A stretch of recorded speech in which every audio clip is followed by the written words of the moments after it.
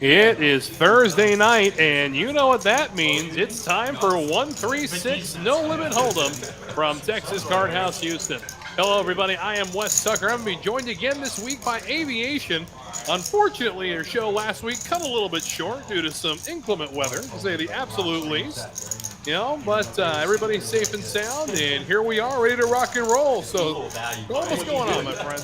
Well, we're back from the imperfect storm, looking to beat my personal record of live streaming for longer than 30 minutes this time. The weather looks like it's cooperating, and we've got plenty of people down here today at TCH, so let's get the cards in the air and see some action. There we go. Here is our lineup for Thursday Night Poker. Candyman in seat 7, Juicy in seat 3, Dylan will take seat 2. Fan favorite DT back in seat 4. Jonathan in 5. ATM makes his second appearance in seat 6. Guppy in 9. Daddy in 8. And HV will round things off in the 1 seat. So a good mix of familiar faces and some new ones as we get into the action. Again, Wes Tucker and Aviation keeping you company from TCH Houston. As Juicy will look under the gun at Ace Queen of Diamonds. Looks like there's no 7-deuce game in play. We just saw that hit the muck. Oh, absolutely. That would absolutely be 3-bet. 3-bet absolute every time. Well, if Ryan's here, it's a 3-bet whether or not it's 7-deuce games up. That is very true. We go 3 ways to our first flop. Couple of ace highs. We'll go to war and a 7-high board, 2 diamonds. So Ace Queen of Diamonds looking pretty good. Not too much for Daddy. Dylan's got a gut shot straight draw, but Juicy pretty much has all of that board. Dylan gonna stick around though. Again, 20 the bet. As we go to the turn, there's the 9. So open-ended now is Ace 8 of Dad. So everybody's got outs, and it looks like it goes check through. To the river we go. It's a 10. How about that? From worst to first. Yeah, that's a very...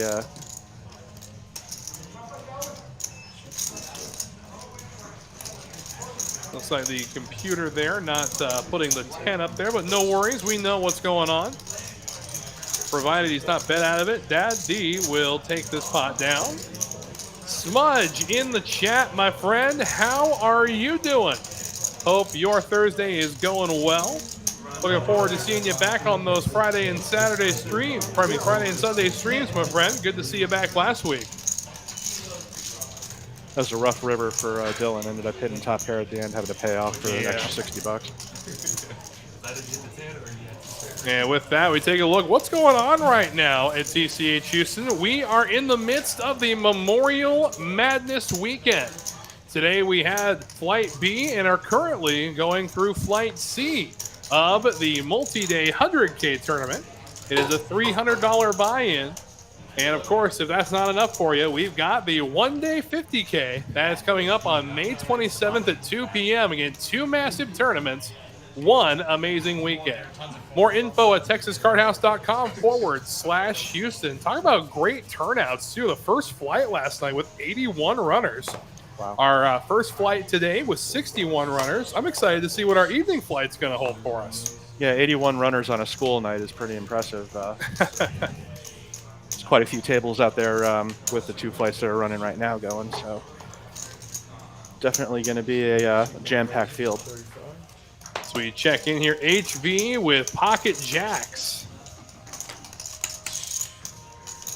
Got him. And we'll take it down without a fight, of course. Smudge, I mean, a business is business, brother. If I'm in the box and you go felt, I mean, I can only take so much credit. I do remember the hand, though. That was pretty sick. The first bullet doesn't count.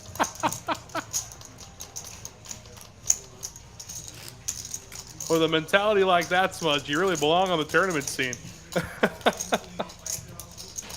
And if that worked for cash games, I'd be a millionaire. Right, exactly. Take a look here again, playing some deep stack poker, apart from 2 players that are currently below the $1,000 mark. That is Candyman and Dad in seat 8. course, you may recognize the gentleman in seat 7, Candyman, has made a few final tables from our big tournaments. Was playing earlier in the flight for the 100K tournament today. Unsure of the result, but I'm going to go ahead and guess that since he's playing cash here with us now, he probably didn't make day 2 just yet. But looking forward to it. Again, that is a true tournament grinder in seat number 7. It's always great to play cash when big tournaments are in the room. You got all these people trying to win their buy-ins back. We check back in with Jonathan and ATM going heads up. Jacks against 6s. Never count out the underpair. No, not at all. Oh, but you when can you're count out the flopping underpair. bottom set,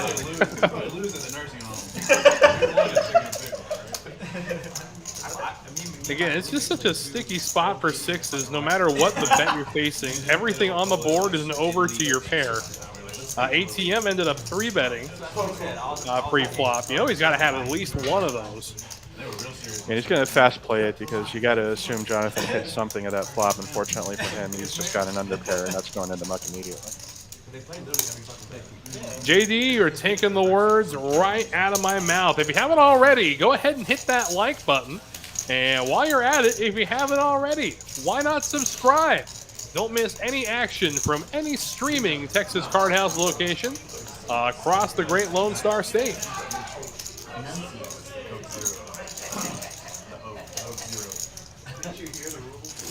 I like this good mix of some really deep stacks and some really short ones. The short ones give you a better possibility of some all-in situations, and if you got 2 people with really deep stacks with a couple of good hands, things could get really interesting like they did a couple weeks ago. Yeah, definitely so. I mean, last week's lineup, too, was really deep stacked. Unfortunately, when the lights went out, we didn't get a chance to watch them play, but they did still play without the lights on. Just moved them to a table in the main card room. They had a good time. You know, it was an interesting atmosphere, almost playing poker by candlelight is kind of what it felt like. Everybody just hanging out with no power, a lot of phone lights out. So it was definitely interesting as Jonathan will take a look at pocket trays. He's going to make the call, and we'll go heads up. Trays against King 10.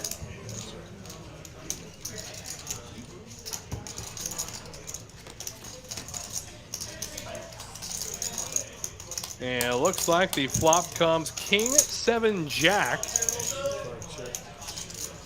So Dak getting the best of it. Jonathan going quickly away after the quick continuation bet. Again, interesting with those set mining hands. We talk about them week after week. At what point is the price too bad to set mine? It's not just the price. It's also how deep you are and how deep your opponent is and how many people are in. If you both are, got 2 or 3K in this game behind you, you can obviously win a large pot like I did the other week. But if there's only like $100 or $200 behind, are you really going to win anything by putting in another 40? If you're putting in a 40 to win like another 150, 200 bucks, it's not worth it. So you really have to factor in how much you're going to get in the long run if you hit.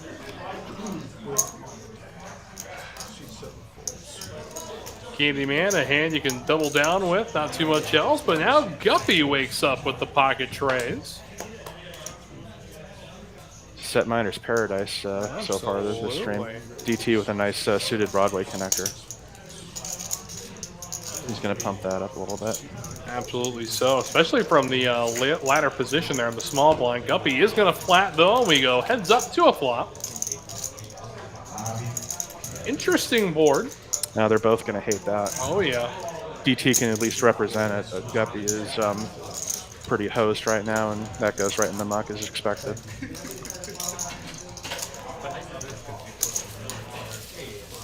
And again, for all the cash players out there, just because we got the tournament going does not mean we don't have great cash games and great cash promotions. Make sure you're in between 12 and 3 p.m. for the Lucky Table Lucky Seat drawings. And every hour from noon to 3, we will draw a table, and then a high card at the table will determine who will get $100 cash just for sitting and playing cash games in the main card room. We're giving it away. Come on down and get your free money. Well, speaking of free money, there's also a Steel Wheel Progressive jackpot that's getting up there. We're up over 1,100 bucks now for all those PLO players out there. We'll talk about that in a brief moment. You play any PLO aviation? No, PLO's definitely not my game. I hate PLO cash. I'll play PLO tournaments every once in a while. I played a WSOP event in PLO last year. Just it happened to fit my schedule at the time. But I'm more of a Hold'em player or fixed limit mixed games. Fair enough. So we go 4 ways to our flop here.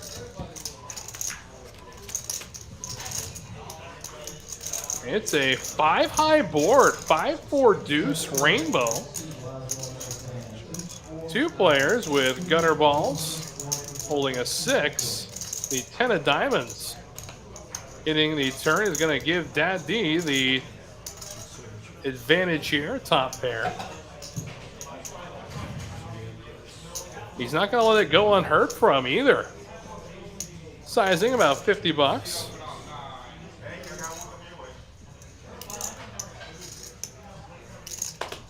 And just ace queen high here. The interesting thing, from under the gun, there's only a handful of 10x combos that would be even opening from that early. But Juicy getting stubborn here with ace queen high. He's going to stick around, and we go heads up to the river. And the board will pair 4s. And not a card that Dad D should be worried about. Does go check, check. So I think Dad D missing a bet there on that river. Not that he would have been paid off, but... What are you realistically hoping to get called with? Exactly. 10-9 is probably one of the few things that you're going to get called by. 10-9, Jack 10, around that range, yeah. Yeah, it's a very limited range of things that you can get called by. I like just check this down and be good. Maybe the occasional hero call from an ace high.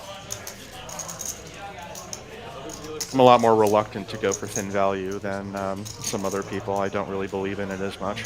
I'd rather just, if I think I've got the best hand, I'm just going to turn it over and take it and not run the risk of getting blown off a pot that I would have otherwise won. Well, more than fair, more than fair. It's a good strategy to win the hand when you know you can win the hand. Don't put yourself in a position to be bluffed off of it. Especially against Juicy. Juicy is definitely capable of turning that ace high into a bluff. Yeah, it's got to be an interesting dynamic shift for you. The guys you play with every day, and now you're in the booth watching them play. Yeah, and I think that might have actually been Juicy's plan to go for a possible float check raise there, which isn't really a horrible idea. The float's fine because you've got 2 overcards, so if you're not good now, you could be on the river, and then go for the check raise on the river and represent a set or something. $300 for 50K. Yeah, my bad. He said 350. It's $300. Not a lot of good hands getting hit so far. It's been a lot of whiffed flops.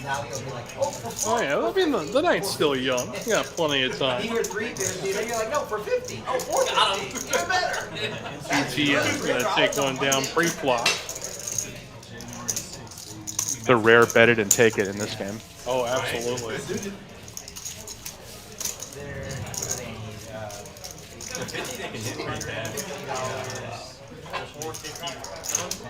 Juicy was in position on the river. Yeah, Shep chiming in. Absolutely so. He did check it and decline the F in the bluff. Yep. Fair enough. Juicy was in position on that river. So, I mean,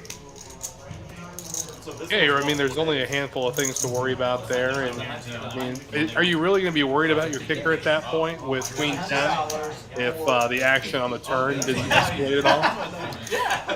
Well, it makes Juicy's float make a little bit more sense. You're last to act, so you get to see if he's going to take a stab on the river or not, and then I guess he didn't think he was going to get a fold if he tried to bet the river, so he just waved the white flag and hoped that ace high was good. HV opening from under the gun +1 with pocket jacks. It's the second time in the last 10 hands he's gotten pocket jacks. Let's see if he can get some action from it this time. Does bring 2 friends along with him. And it's a 6-high rainbow board. Pretty good flop for jacks. Halfway decent flop for Jonathan there. He's got a nice little sneaky wheel draw. That he does.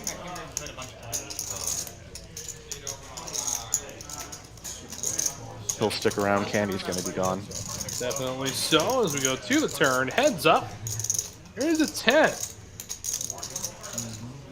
So looking for an ace or a 5 at this point. Jonathan with 5 outs.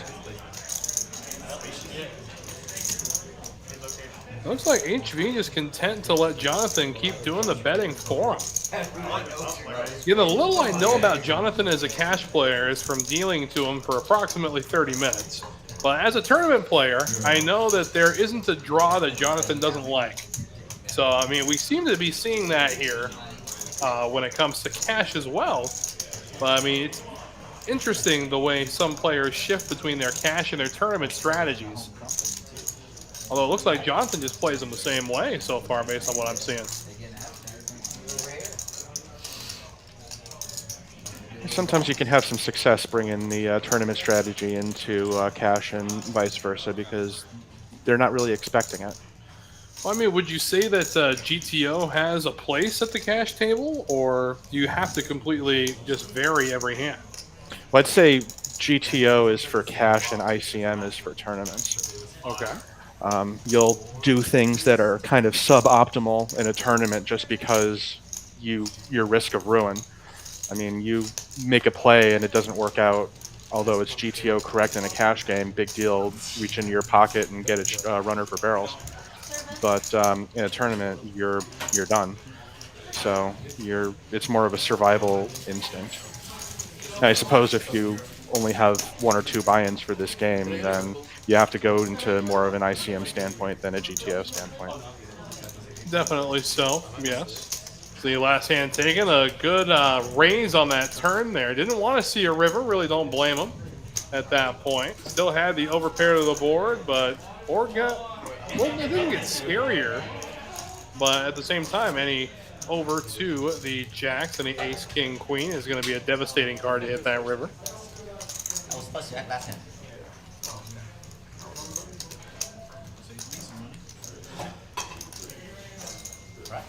And our first dealer of the evening is Eric. We'll update as we have dealer changes. Again, not playing bomb pots on those dealer changes. Want to get as much action in as we can.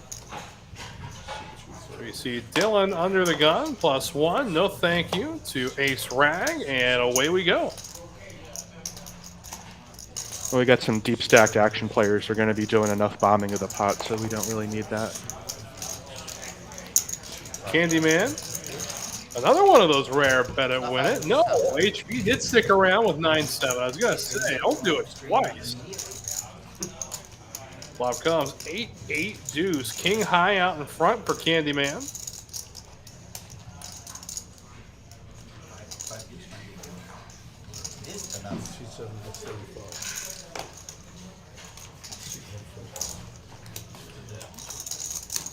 And couldn't have been further away from that. Needs to go perfect for anything. We check back in, of course, get another look at the upcoming tournament schedule. And, of course, this week being taken over by the Memorial Madness Weekend Tournament. You see we got 2 flights coming your way tomorrow. The first one at noon.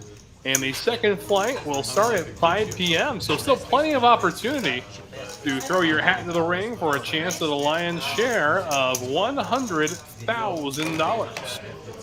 And, of course, the 50K guarantee that will kick off on the 27th at 2 p.m. So plenty of awesome tournament action coming your way at TCH Houston. And the week after, of course, we go back to our regular tournament schedule, including the Houston Standard Tournament. I don't know if you had a chance to hear about that one, but it's basically if 1-3-no limit for a tournament with bomb pots and a reverse button. That's the tournament for you. Going to be running every Sunday. Bomb pots on dealer changes, every second dealer change, I do believe. And a reverse button where they will play a hand of Omaha every orbit. So how does that work as a tournament? There's just no option to cash out, or? Oh, no option to cash out. Not quite, no. Some great hit and run opportunities on that one. Double up the first hand. Oh, See it open. Yep, there you go. King 4, King Jack, flush draw for ATM, along with a superior King High. Because it was also free roll, so I was just like, hope I get like the Yeah, they're still feeling each other out in the early game. Oh, Although these people have played with each other quite a bit, so they know a lot of their tendencies. yeah, definitely so. You know, DT, Juicy, HV, all pretty much weekly characters on our shows. Always good to see some fresher faces, though. Yeah, we've had Guppy on the show once before. Good to see him back again as well. Candyman, of course. This is the first time he's actually played a cash game on TCH Live. And DT gonna look down at a suited dog. King 9 of diamonds, dad with sevens. played on the Dallas live stream like 2 weeks ago and ran like God. He turned 5 in the 40. Daddy's going to go ahead and limp with the aviation. The Pocket aviation. sevens. That's what we're calling it now, huh? Oh, yeah. Oh, the stream yesterday where Trick Time played? It was easy. Oh, I heard Trick kind of like bluffed on with the gutter and got there. Yeah. He went all in with Queen of Hearts Bluff first with the stage. flush and gets there too. Yeah. HV's going to 3-bet with a premium 6-8 suited. Absolutely. In typical Texas style, everybody's going to call. Oh yeah, in for 10, in for 90, right? Absolutely. Can't fold, it's a sign of weakness. 4 players to the flop we go. And it's an ace king 4 board, rainbow. So second pair for DT. And a lot of catching up to do for everybody else. Yeah, I can't imagine anyone's exactly thrilled with that board. HV can represent it because he's a 3-better, but there goes the king, and I don't think anyone else is going to really come along. Pair and a backdoor flush draw for Jonathan's not really worth it with Daddy behind him to work with. He's thinking about it though. He hasn't released yet. Harder to get on the like lower stakes hustler streams. What were they playing yesterday? You have to know You might be someone. thinking you don't always have it, and this time he's right. You either have to know someone or have a reasonable social media presence. Yeah. Like I guess up to like 25, 50, it's pretty hard to get. Yeah. But then like the really big ones, they Yeah. say anyone could play, which makes sense when there are less people. That looks like a razor fold kind of body language right there. I don't think he's calling. No. How they can get someone new, because it doesn't happen very often.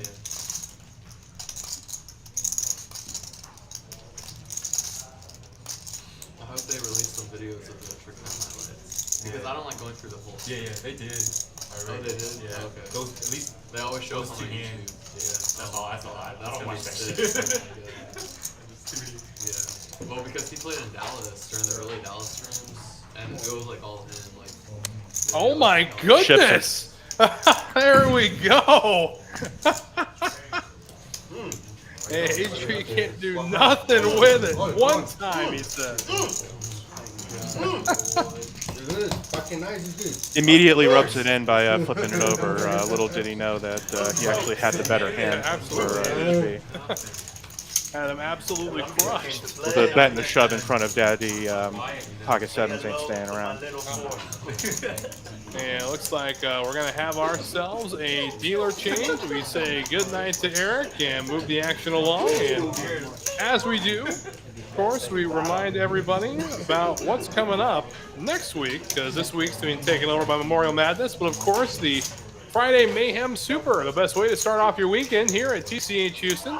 A $25 buy-in featuring unlimited $20 rebuys, of course. First place going to get $3,500 for their efforts. And during, of course, don't forget Friday, May 3rd through the 31st. Don't forget about the Royal Flush promotion. That's right, you flop a Royal Flush, you get that $1,000 cash. And, you know, I predicted it on the stream when I was talking to somebody in chat. And sure enough, right before the end of registration, the first night we do it, someone ends up flopping it, jamming all in with ace-jack of diamonds. Well, I've only had one in live poker back in December at Aria, and Didn't get a hat, didn't get $1,000 cash, and I barely got the dealer to, you know, hold on to it long enough for me to take a picture before mucking the board.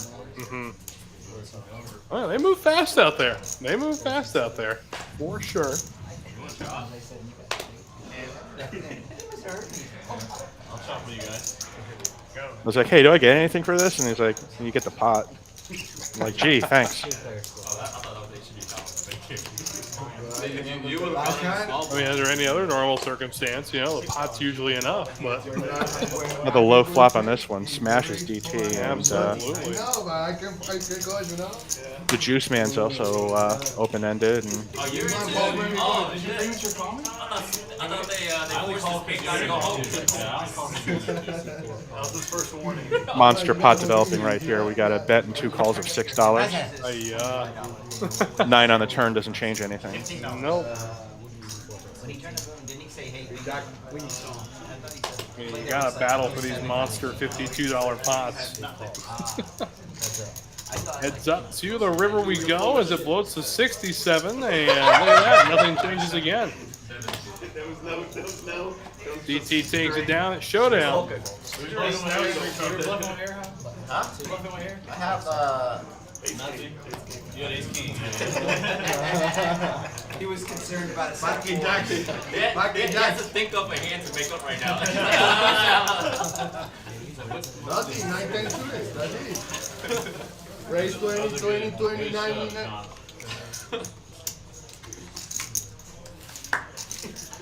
And for all cash players out there, don't forget free time, 9 a.m. to noon. That is all May, every day. From 9 a.m. through, no charge for sitting in the seat. Just come on and start the, again, that's a great way to start the day. You know, get your morning coffee and come on over to TCH Houston, take your favorite seat, see all your friends, and take all your friends' money. It only costs you if you play bad. Fair enough. Even if you play bad, as long as you get lucky. There you go.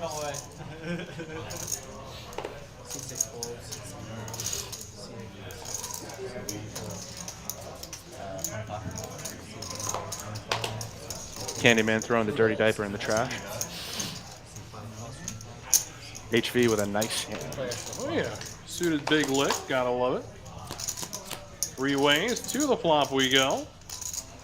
Does connect with the board. Gets himself a pair of 6s. Daddy, of course, with the top pair, second kicker.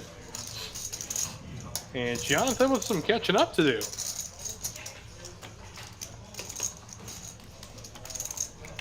And bet $50 coming in from King Queen. We knew it wasn't going to go unheard from. Jonathan will throw the hand away. However, big lick sticks around to another street, 5 of hearts. Picks up a straight draw on that one, along with his 6. So he might float this one, try to catch a 6, 9, or 7. He probably knows he's not good right now.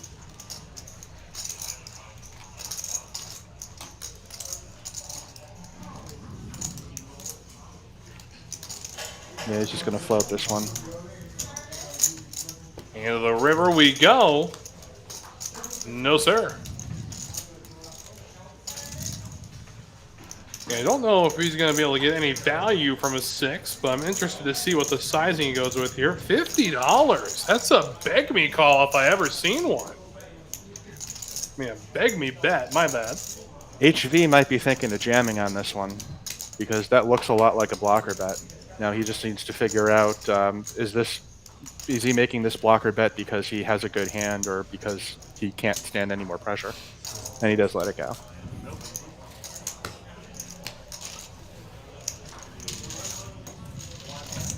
Take a look there. There is the third flight. Right now we've got 36 entries. Still got about 2 hours and 41 minutes to register though. So looking forward to seeing what our final tally for the day is going to be. Again, 81 runners in the first flight, 61 runners in our day flight today, Thursday. And it's been a great way to kick off the holiday weekend.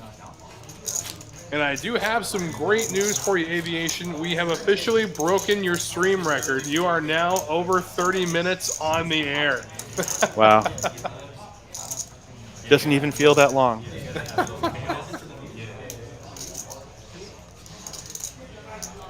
Yeah, it seems like just last week when I started doing this. Oh wait. There you go. Yeah.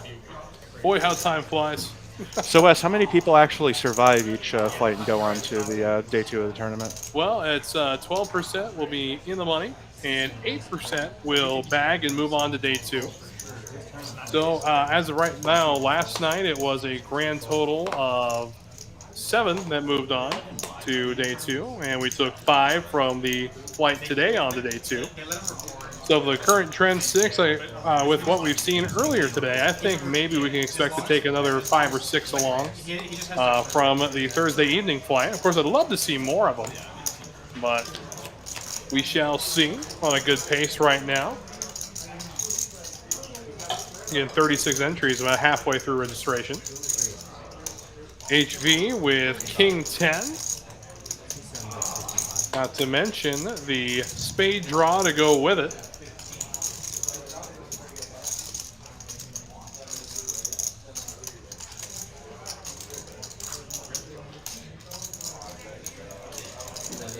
And he's going to fast play it, going for the raise.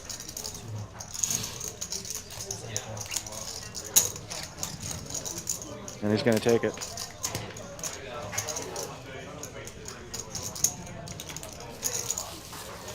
It's a tough spot having the top pair and the king high flush draw to go with it. You might want to call, try to get the third person in and try to build a pot, or just raise it now, realize your equity, and charge everyone else. Get the pot down now. And could you make it 15? No, it's only it can only go this way. Of course, only in May for cash players as well. We got the 100 for 130 promotion back. That's right. $100 will get you $130 worth of time. Again, limit to 1 player per day. But come on through. Again, all May you can get this time promotion at Texas Card House. I mean, with May winding down, you know, we're coming into the, I guess we don't want to call it the in season, but we're coming up on prime time for the poker world. Everything going on this summer. I mean, plenty of awesome tournaments here in our backyard. Plenty of great tournaments all over the country, as a matter of fact. I mean, a lot of people say this is the most wonderful time of the year.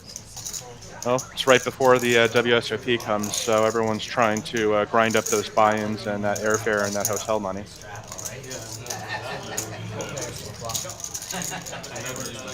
Go 4 ways to our flop. King 9 deuce rainbow. Connecting with the king is Dad D. Boy, he's running hot today.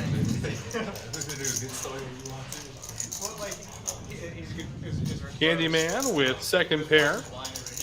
Definitely think he's going to stick around and see a turn. I think I can make him fold some of his hands, and I have like 30% equity. It's a lot of such a damn big snap on my fucking. There's HV taking the aggression to a Well, whole new level. This is what you see from the better players at the table. They're going to fight over these pots. They're not going to let everything go check all the way through. If he doesn't see anyone really showing any interest in pot, he's going to go for it. He thinned the field a little bit, but there's still top pair and second pair to contend with.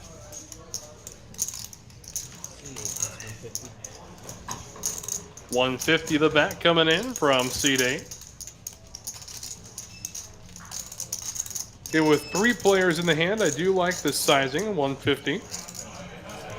Gonna chase away HV, and Candyman gonna stick around, see if he can catch the river. So the river we go, heads up, 803 in the middle, and he does! Wow. Look at that! Now, is he going to donk bet into this, or is he going to let Daddy go into this? I don't know too much about him, Daddy that is, but it looks like he's going to be content to donk into it. And he rips it. All in he goes. And this is going to be hard for Daddy to fold, because this is only about a half pot jam, and he's still got top pair, so he has to put him on exactly a 9 in order to get the fold.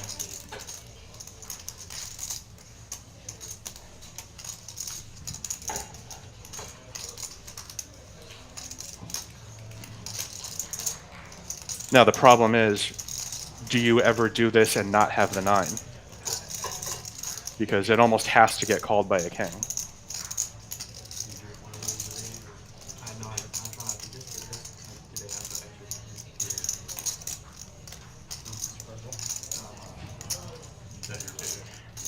It's one of those 6 spots where it's really, really, really hard to find a bluff here. So it's certainly possible that he can get away from King 10. He hates that river. You can just see the look on his face. No. I drink a lot of. He knows he's beat, and he's trying to work up the courage to throw it away. He doesn't like it, but he knows it's the right thing to do. Yeah, definitely. Great The body language of someone who knew he was beaten for sure. That's a world-class fold there from Daddy. I like the blueberry one a lot. Oh yeah, I had that one. That's pretty good. He'll feel better 15 minutes from now. Oh, absolutely it will. Or not blueberry, but There's a berry one. the purple one. It's probably the berry one with the wild berry. Take a look at some of the aggression numbers here. HV, and we talked about it already. He's been the most aggressive player at the table, and now we've got the statistics to prove it. And 40% on the aggression frequency. And there you go. Even chat coming in here. Hero fold. So you turn bottom pair to Light what? 9. I didn't say that. Light. Oh, 9. Yeah, Candyman's not exactly the most loose and wild player in the world, and when he jams in front of you for a bet size that you almost have to call, it's an annoying fold, but not the most difficult fold in the world. And we talked a little bit before the show started about the range of Juicy from early position. And I remember explicitly you saying that his pre-flop opening range from early position includes any 2 cards. But, I mean, gotta wake up a premium sometimes, right? Oh, absolutely. As I said from some of the Lodge live streams, even Tesla gets a Del Aces every once in a while. But yeah, I don't mean to limit Juicy's range to that. On the occasional misdeal, he only gets 1 card. I'm sure he'd put in a raise just to balance himself out a little absolutely. bit. And I think he keeps an Uno reverse card in his pocket just in case. I mean, I keep one in my wallet sometimes. Oh, absolutely. You know, especially when going out to dinner with your significant other. Oh, yeah. Yep. I keep it in the car in case I get pulled over. Oh, yes, absolutely. Absolutely. The question is, what if you forget your citation pad? Well, then you're screwed. Oh, no, you take the citation that the cop writes you and you hand it back to him with the Uno reverse card. Well, He just has to cross it out and put his name on it. speaking of aces, DT waking up with aces this time. Gonna make it 50. Candyman right behind him, gonna flat with pocket 6s. That's a bit of an overrated hand. I mean, he just has a pair of 1s. I don't know why you'd play it that aggressively. Does end up flopping top set. Well, now he's got 3 1s, so that improves him slightly. Unfortunately, nobody else has any of that. Candyman gonna stick around though. Put a 6 on this turn one time. Wes is going for blood early. I am. I'm always going for blood.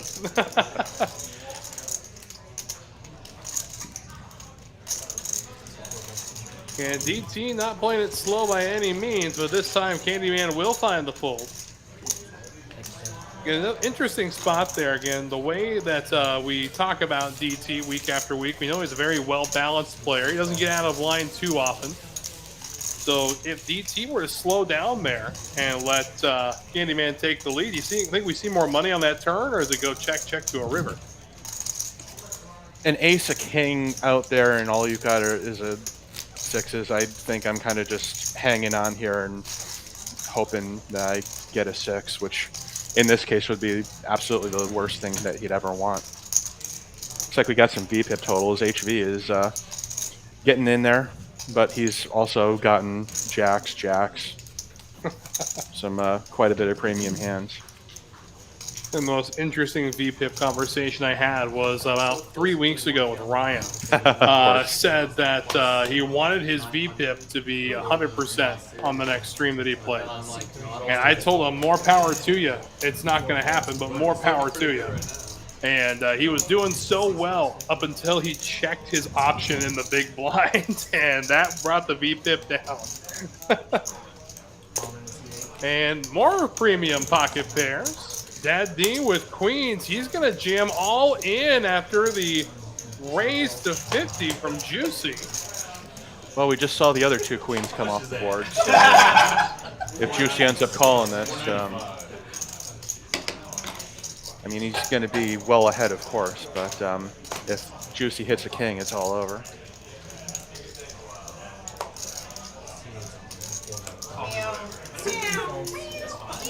Oh, I don't see Candyman making this call with 4 trays suited either, so Dad D will take down the pot free flop. Juicy. But I'd rather do the jamming than calling a jam.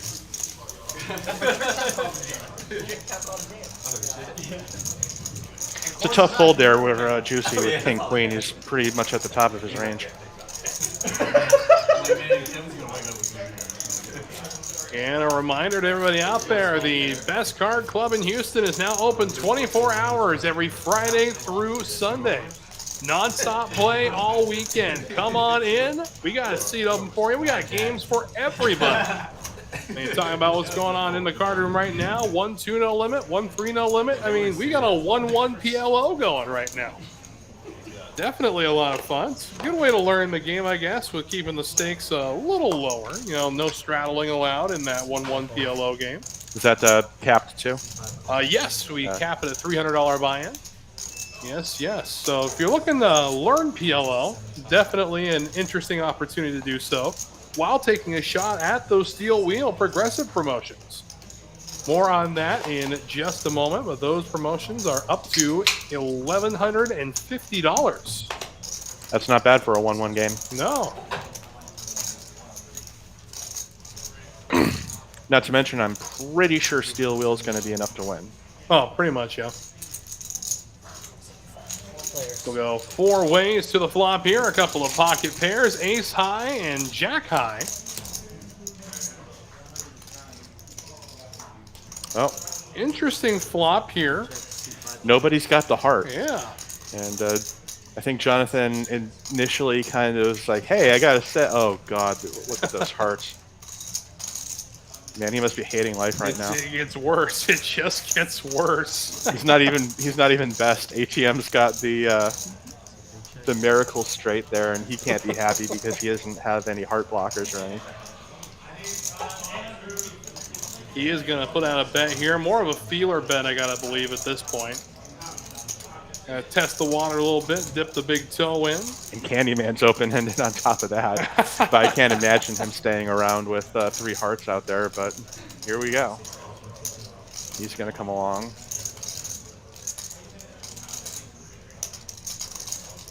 There you go. That's up.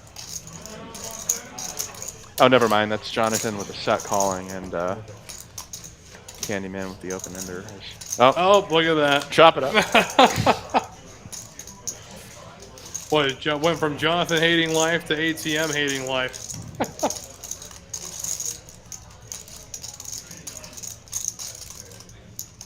Now, is he going to go for the shove?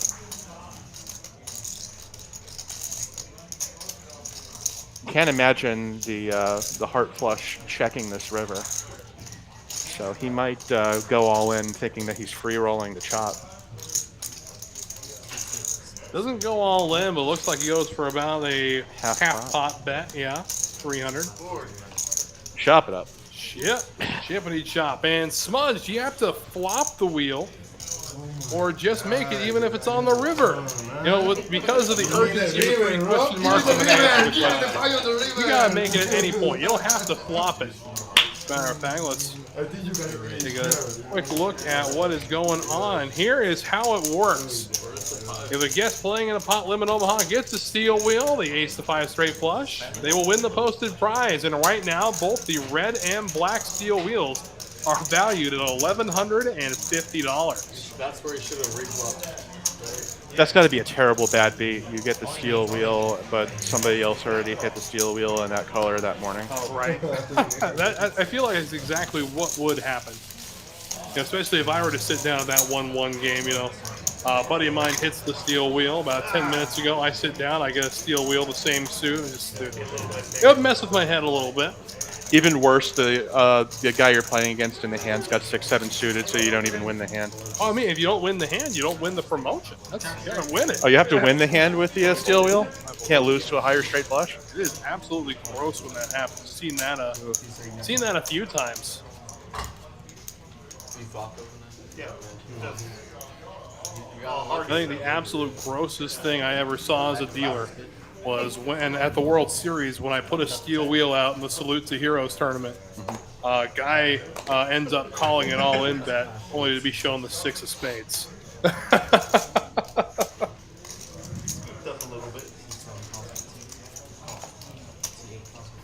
That is a great feeling, and what you'd think to be an absolutely unbeatable hand is already on the board, and you have the only thing that could possibly make it better, and you just go all in, and nobody believes you. And DT with aces again. All right, check this man's sleeves.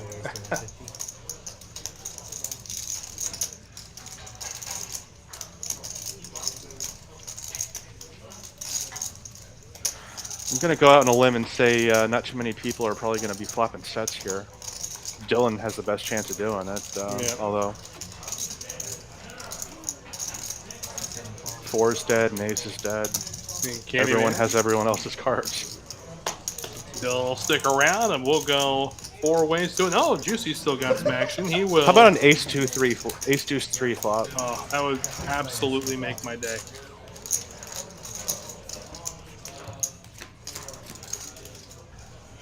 Nope. Not quite. 9-7 Jack. Rainbow.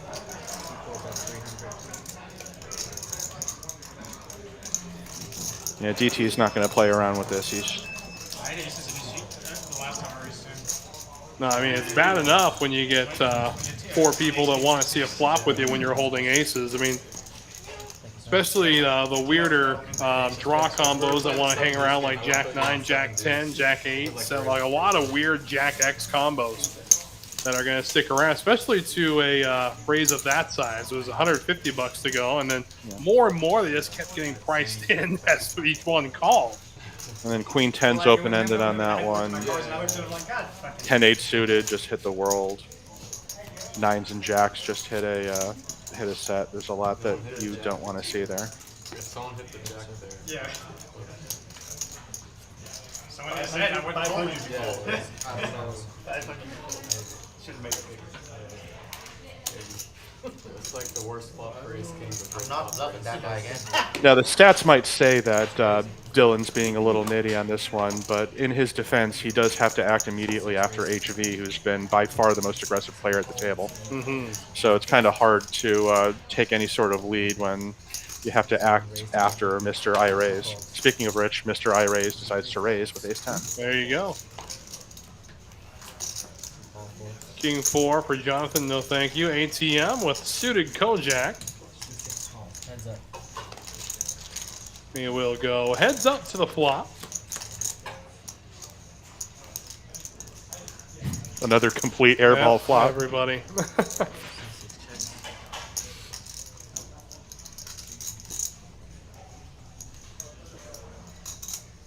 Check bet call is my guess.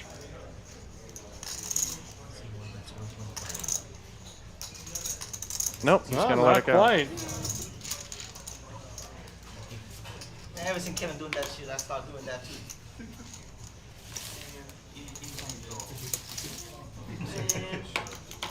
Triple A, Ken. You know I have it. That's my board. Why is your stream name ATM? How are you named ATM? I'm either gonna be hitting the ATM machine or Midway through the making session, deposits. you find him at the ATM. Okay, yeah. I like that. So no matter what, you're going to the ATM. no matter what. You know why he got the nickname ATM? I wonder why. It's not the other ATM.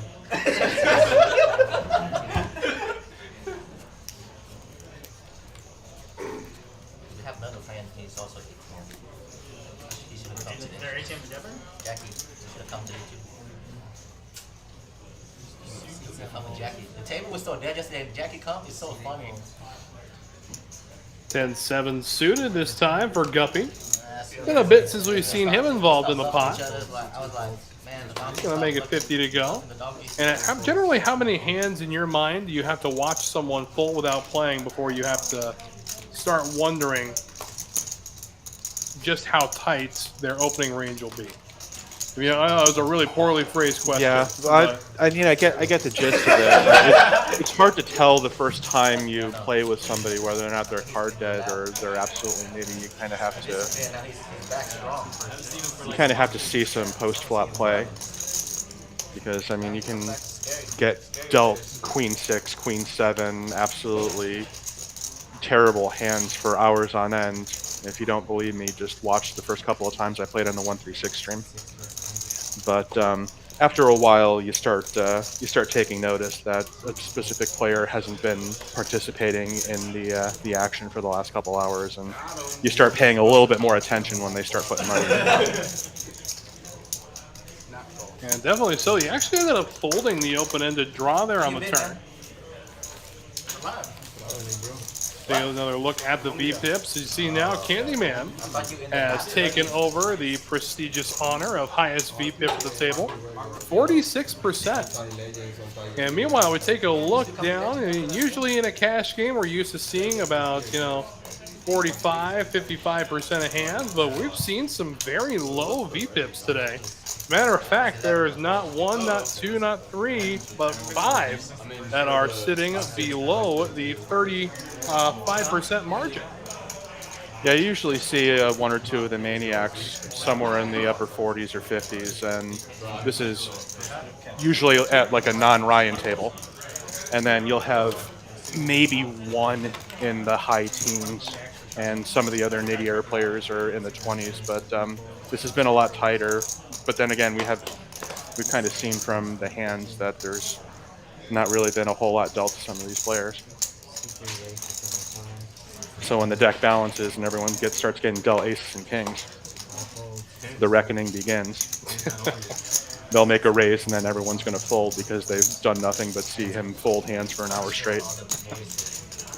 So Jack 10, 5 Trey suited will go to war, and both of them catch a piece of this board here. One of them is like, it's gonna mess up with my Bottom pair is good enough for Juicy.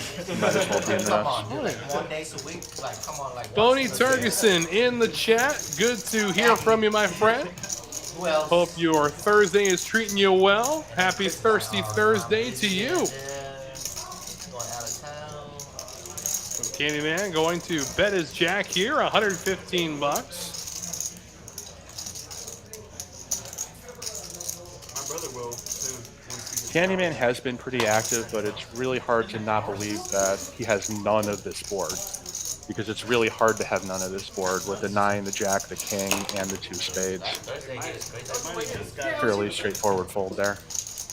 They might have just got it back today. And going back to what we were talking about, Wes, about not having too many hands. Sometimes in a game like this, you just have to pick a hand and pretend you've got ace-king. Oh, absolutely. Yep. You have to make your own hands every once in a while. I mean, table image is key. I mean, you're kind of expected to have a lower VPIP when it comes to tournament play, but even then, at some point, you've been playing with the same guy for a couple hours, 3 or 4 blind levels, you realize he hasn't played a hand in 2 hours. Even in a tournament, that's going to start setting off alarm bells, even when you make any sort of raise. So I guess my advice would be sometimes you got to raise your trash in order to maintain your table image, but. That's not even maintaining the table image. That's just taking advantage of it to win a pot that you normally otherwise wouldn't. Good example is I turned 5 deuce into ace king a couple of weeks ago on the live stream, and ended up getting ace queen, which had top pair to actually fold on the river to like a $700 bet.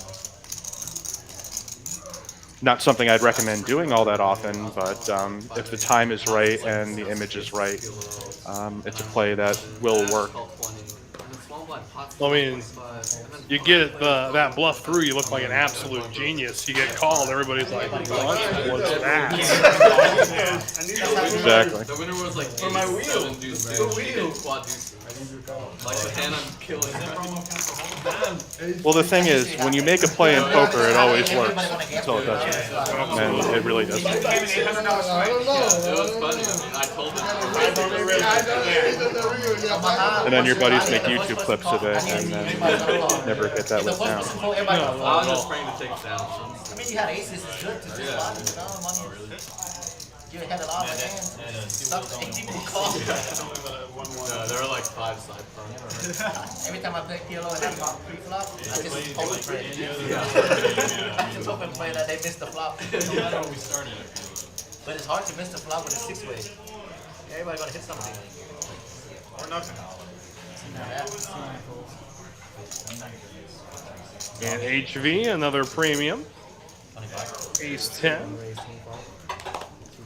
Bump it up, make it 25 to go.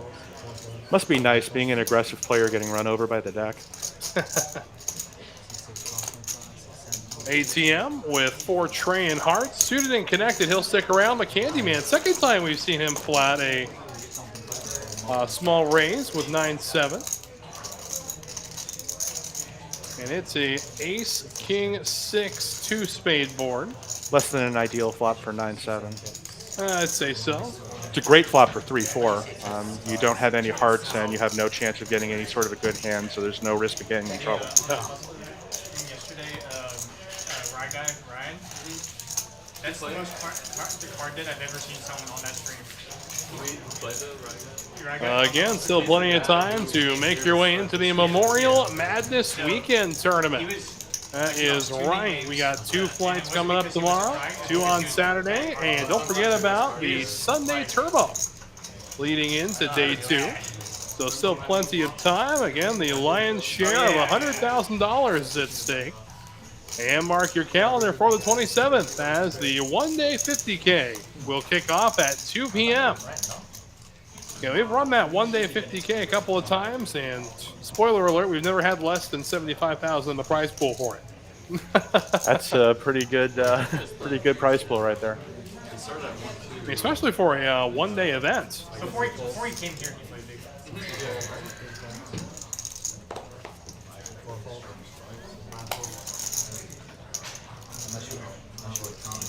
But he had like a weird, or I guess not weird, but unique idea for how to get the streams going, and it was like basically do what Hustler did with Garrett Adelstein. Like you have a hero, right? Yeah. And he was gonna make the hero West, and then just surround him by like actual players. But then I guess some people thought it was weird that he wasn't even from Houston, so it didn't work out. But he also did stuff live with the Vikings. That was the first time I'm hearing about this, so.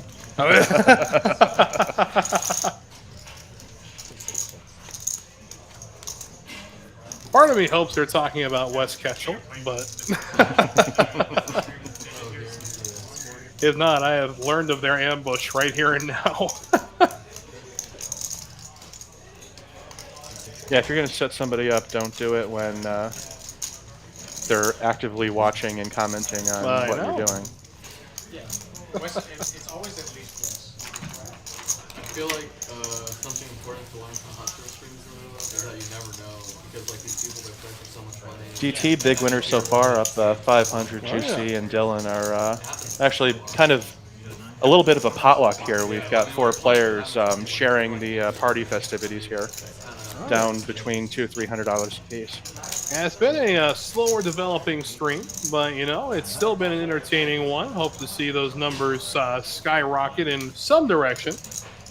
Yeah, with a couple of short stacks on the table, I was expecting a couple more all-in situations than what we've had.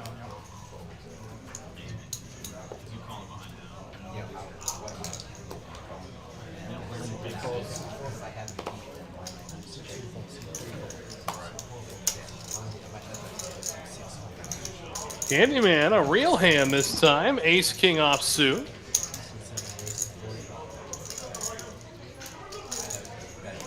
He'll bump it up to 40, and Daddy right behind him with King Jack of diamonds. Interesting fold here from the small blind. HV will stick around with any 2 cards, and off we go heads up. Boy, is that are you as shocked as I am to see King Jack suited folded there? Yeah, I think if I accidentally saw Candyman's cards, I'm still calling the Then I raise. came a week later. And it was deserted. I mean, a button raise from somebody who's been that active, and you've got 2 Broadway cards. That's When they first opened up,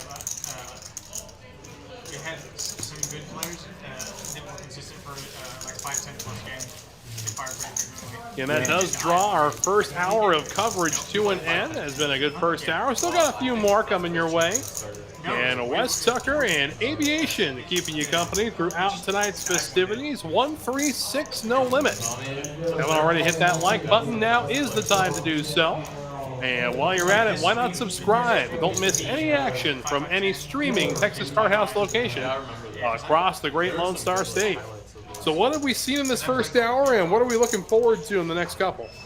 Well, we've definitely seen quite a bit of an aggression from HV, and because of that, the 2 tightest players at the table have been the players on HV's immediate left and right. So eventually we're going to have a couple of people have hands and actually hit them. There's been a lot of airball flops so far in this first hour. So eventually we're going to get, we're going to see some blood, and it's going to be very curious to see if it's going to be a short stack doubling up in an all-in situation, or 2 players who are deep absolutely tearing into each other. And I'm not really sure which one I'd rather have. Now, they're definitely both entertaining. But I will say, I think the most entertaining hands are when the 2 deep stacks both flop what they view as the joint. As we take a look here, ace, ace, king on the board. Both players with, I'm not going to sugarcoat it. They got rags. Yeah, I could have told you. I could have told you that this was going to be the flop with two players having middling cards the way this has gone tonight.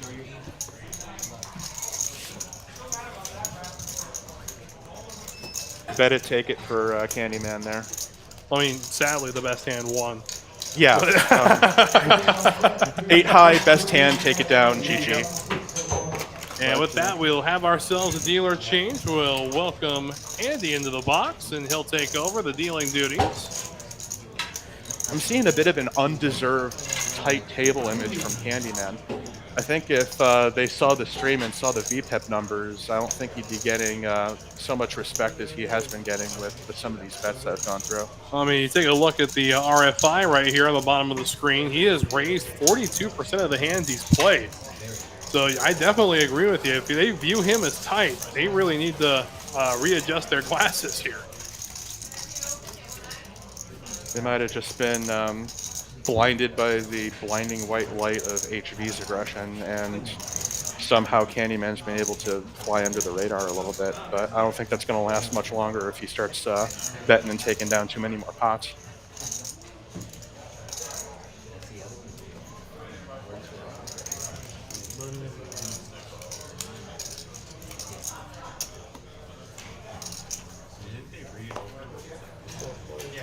They do.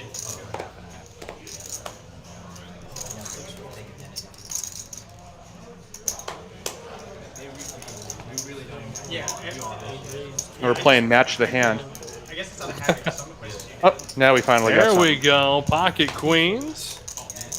Juicy with ace deuce, and let's see a flop. Heads up. 3 middling cards. Oh boy. There we go. Okay. A little action here, I think. 2 pair for Juicy. That D with queens here. Had Juicy not bet, you would have definitely seen a bet, so we could see where he was at. Does make the call. The jack to the turn. Now the river. We missed the street here. Yeah, it was a very quick check on the flop. And then a small bet call for the jack. And yeah, I think if Daddy thought he was good on the turn, he's going to think he's good on the river. And He said chicken. So ace deuce coming through, hanging loose, takes down pocket queens. Take a look there in the main card room. Oh my goodness. Do we have ourselves a Houston style satellite going? I believe we do. Sweating for seats out there. Gotta love it. Every player gonna ante up 10% of the buy-in. No juice, of course. This is their money. We wouldn't want to do that. And winner will get a seat into the flight either tonight or tomorrow or even Saturday, for that matter.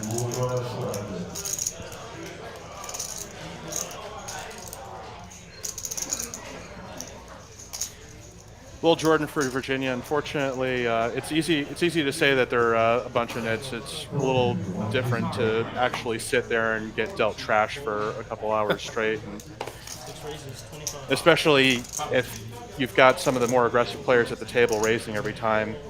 Yeah, I'll turn 5 deuce into ace king, but I'm not going to do it if there's 3 bets in front of me.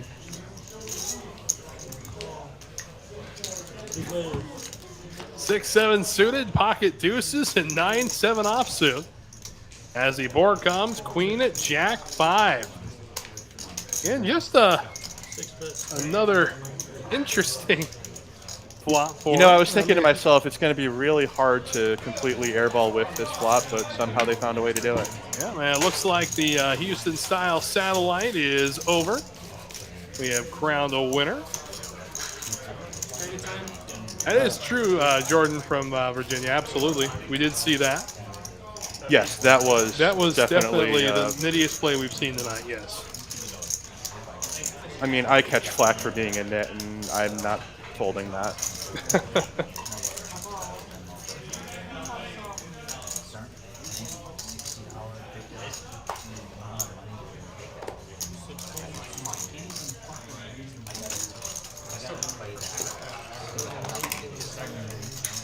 ESP is overrated. If I knew exactly what my opponent had, I'd probably play worse. HV with another premium, queen 10 suited, and the cutoff's going to raise it. Juicy is going to show you how to properly play king jack suited. There, even in diamonds. But look at this, DT 9, with a 10. suited connector. All right. So either we're going to break this streak and there's going to be blood, or considering what they have, there's not going to be a card above a 6 on this flop. How about a card above a 7? Yeah. Open ender for DT. Pair of 5s for Jonathan. So we go to the turn. There's the tray of diamonds. Just what everyone was looking for. There you go. I mean, Actually, that's Juicy a now has a diamond flush draw. Yeah. DT's open-ended to the good side of the straight. HV just has 2 overs, and Jonathan's got a gut shot straight draw and a pair of 5s. So everyone's got a little bit of something, but nobody's really loving the board. Jordan spending some time out there at the Battle Creek, right? Battle Creek, Michigan, a little Firekeepers action. All right. Definitely an awesome place to play. Always look forward to opportunities to go out there. Didn't get a chance to this year, though. Hope it was a lot of fun. Jonathan with his pair of 5s here, going to bump it up to 300. And DT going to stick around. Yeah, he's got 2 overs and an open-ended straight draw. It's very hard for him to be completely dead.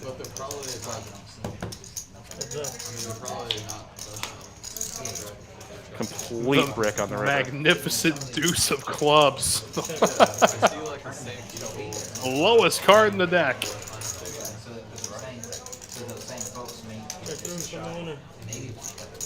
None of them want to turn their cards over. not at They're all. both embarrassed as to what they got.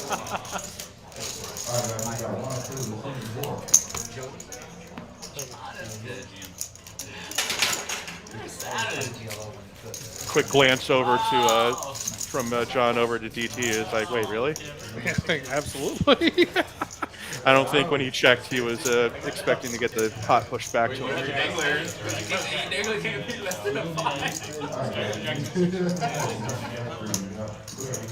I mean, at one point you just say, "Oh, I have a 5. I have showdown value." You know, it never goes through your head. Well, it's also what am I representing if I try to bet? Is there really any bluff here that ever goes through? Man, you made me fold top pair. It's like a value give up. Ace tray suited for Dad D. MGM National Harbor. National Harbor. Okay. I like National Harbor. It's been a little bit since I've been out there. I've never been there. Where is it? Oh, it's over on the East Coast. Oh, okay. Yeah, over on the East Coast. It's a lot of fun.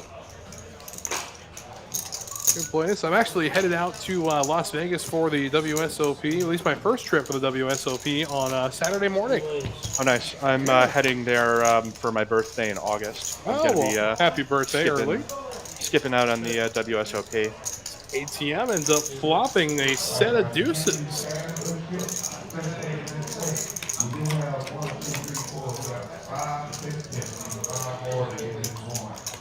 Ace Trey's going to fire, and if ATM slow plays this, things could get interesting if we get a I'll put the 4 of spades on the turn. queen of spades. Oh, no, the tray. I'll take the tray. Give him a little equity there. All right.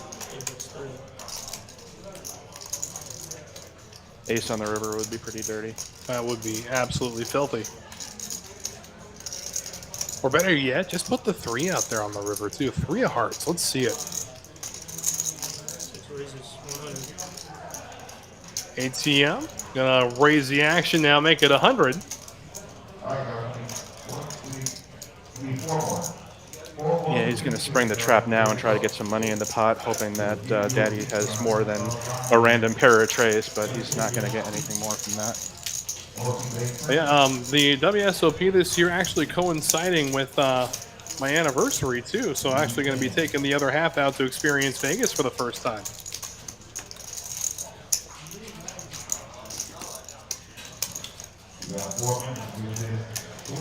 Not a lot of blood so far. Everyone's either up a couple hundred or down a couple hundred, with Daddy really throwing the party. I mean, down a whopping 24 bucks. Oh my I don't know goodness. how he's going to financially recover from that. I don't know. These are the nightmares you have after a winning session. You know, down 24 whole dollars. You can lose a lot of money trying to chase that 24 bucks. Though. Oh, absolutely you can. Oh, we've got something we haven't seen before. HV has jacks. Oh my goodness. Oh, let's go. All right, blood in the water. Queens for DT. And nines for Jonathan. Oh, let's go. Which means nobody's gonna hit the flop at all.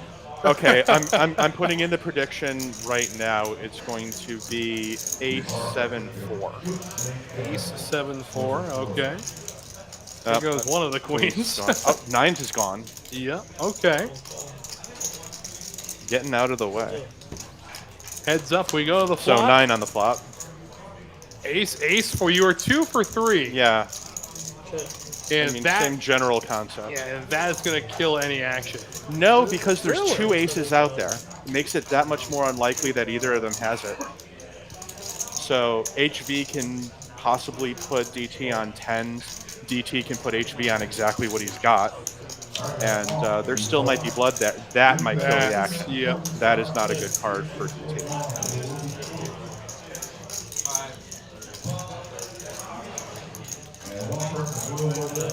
He's going to bet it anyway.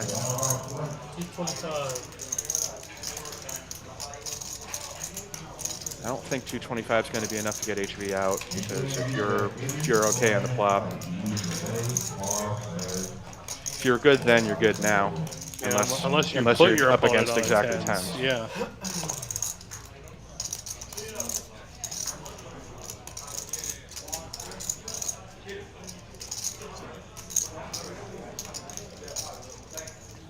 And there's the call. So we go to the river. 8-10 in the middle. Broadway card. 7. There's your 7. Well,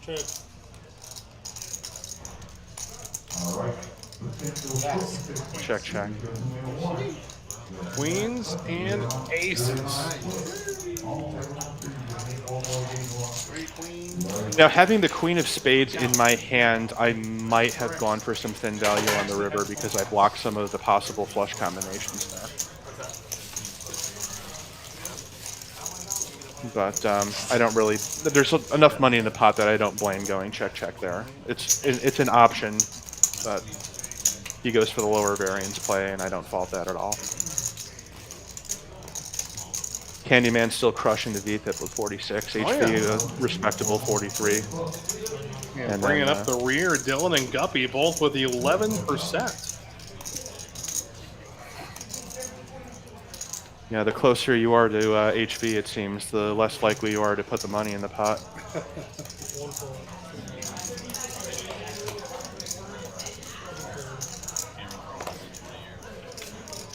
DT's playing the rush with 10-7 suited. Opening up from the cutoff, so he's probably going to be raising quite a wide open range. Jonathan didn't want to play 9s last hand, but he'll play 8s this time. Yep, absolutely. Why not? And well, a couple 10-7 suiteds. And one of them's happy. Yeah, one of them's very happy. Let me take a look here. The flush draw for Dad D. Jonathan, right now, statistically out in front with his pair of 8s. Yeah, it's hard to be too thrilled with a pair of 8s when 2 Broadway cards hit the flop and there's that many people seeing the flop. Jonathan just gets the flush draw to come along. Board pairing kings. 8's going to be happy about that. It's a lot less likely that somebody else has got a king. So now he's going to continue the betting, now thinking that he's probably betting with the best hand and maybe up against a draw. And there's quite a few draws to choose from right now. You've got a heart draw, a spade draw, and any high cards is going to give you some sort of a straight draw there.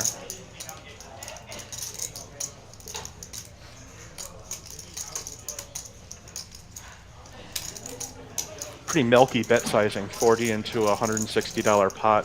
I think I'd probably go somewhere around 100 to 120 in order to charge the draws. I mean, what size would the blocker bet be obvious?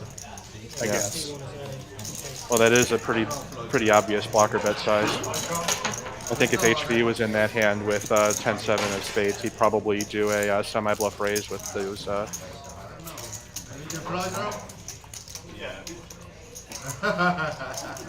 Build the pot if you do, in case you do hit it, and obviously you wouldn't hate just taking it down immediately.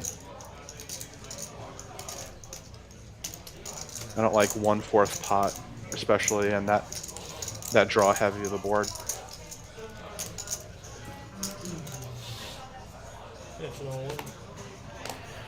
HV with another rare pocket pair.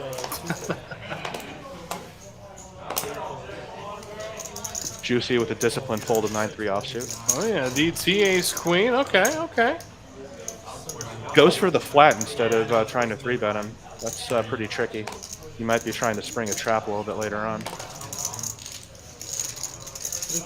Deuce 4 for the Candyman. He'll stick around, and we go to the flop. Ace 5-7. And a couple of hearts too, and now the set of 10s comes in on the turn. Well, that trap that DT is trying to set just got sprung on himself.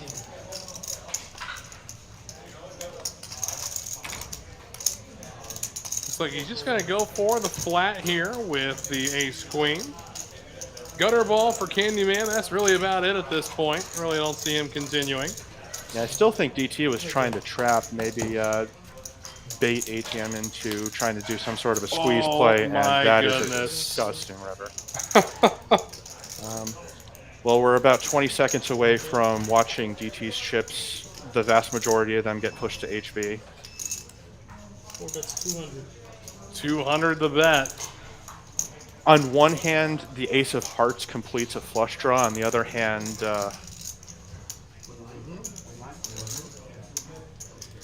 we'll see how much HV decides to raise this to see if DT can get away from this. I think if he makes it 700 or 800, I don't see DT folding. If he absolutely blasts this. I think we're going to be seeing something more along the 500-600 range.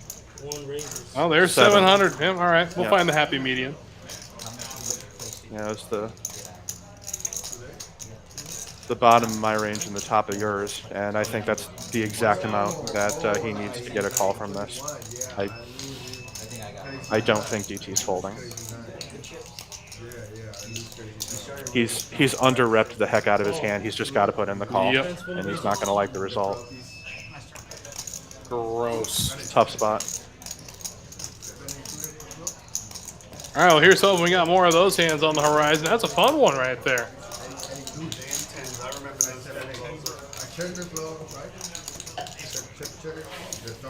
Yeah, I think the only other card that you could have gotten paid was any queen that hit that river, but I mean, just absolute gift to have that ace hit.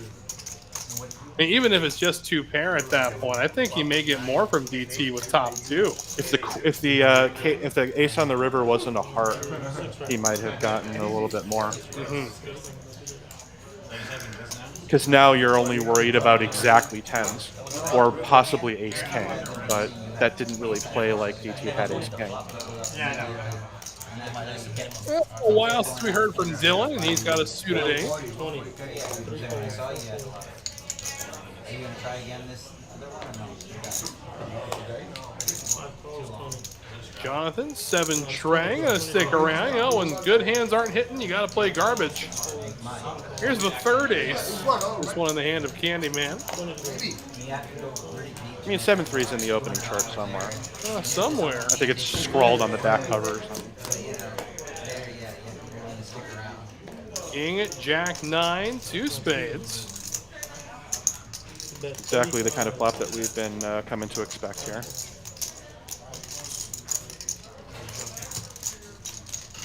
And but Dylan coming through, winning his first pot in a while. Well, he needed it. He's the. All right. Looks like they're trying to get the net game started. All right. Is going to open up some of the purse strings of the tighter players here. A lot of times we haven't really needed the net game on this live stream because there's been so much action, but I think on this one it would be a pretty good idea to get it because there's been a lot of card deadness. So something to force the action a little bit. It's okay. He doesn't play then. We're not playing. Okay, never mind. No. It's all or nothing. It's alright. Looks like somebody killed the net game. It happens. Yeah. Interesting dynamic when it comes to voting on game dynamics, ironically. Because it's got to be unanimous. You can't have 2 players that don't want to play the net game at the table. You know, it just doesn't make sense. Ace Queen again for DT. Gonna bump it up to 25. Jonathan, Jack 10, and Candyman with the speed limit. 55. And got lucky. That's space? Gets these 2 donkeys.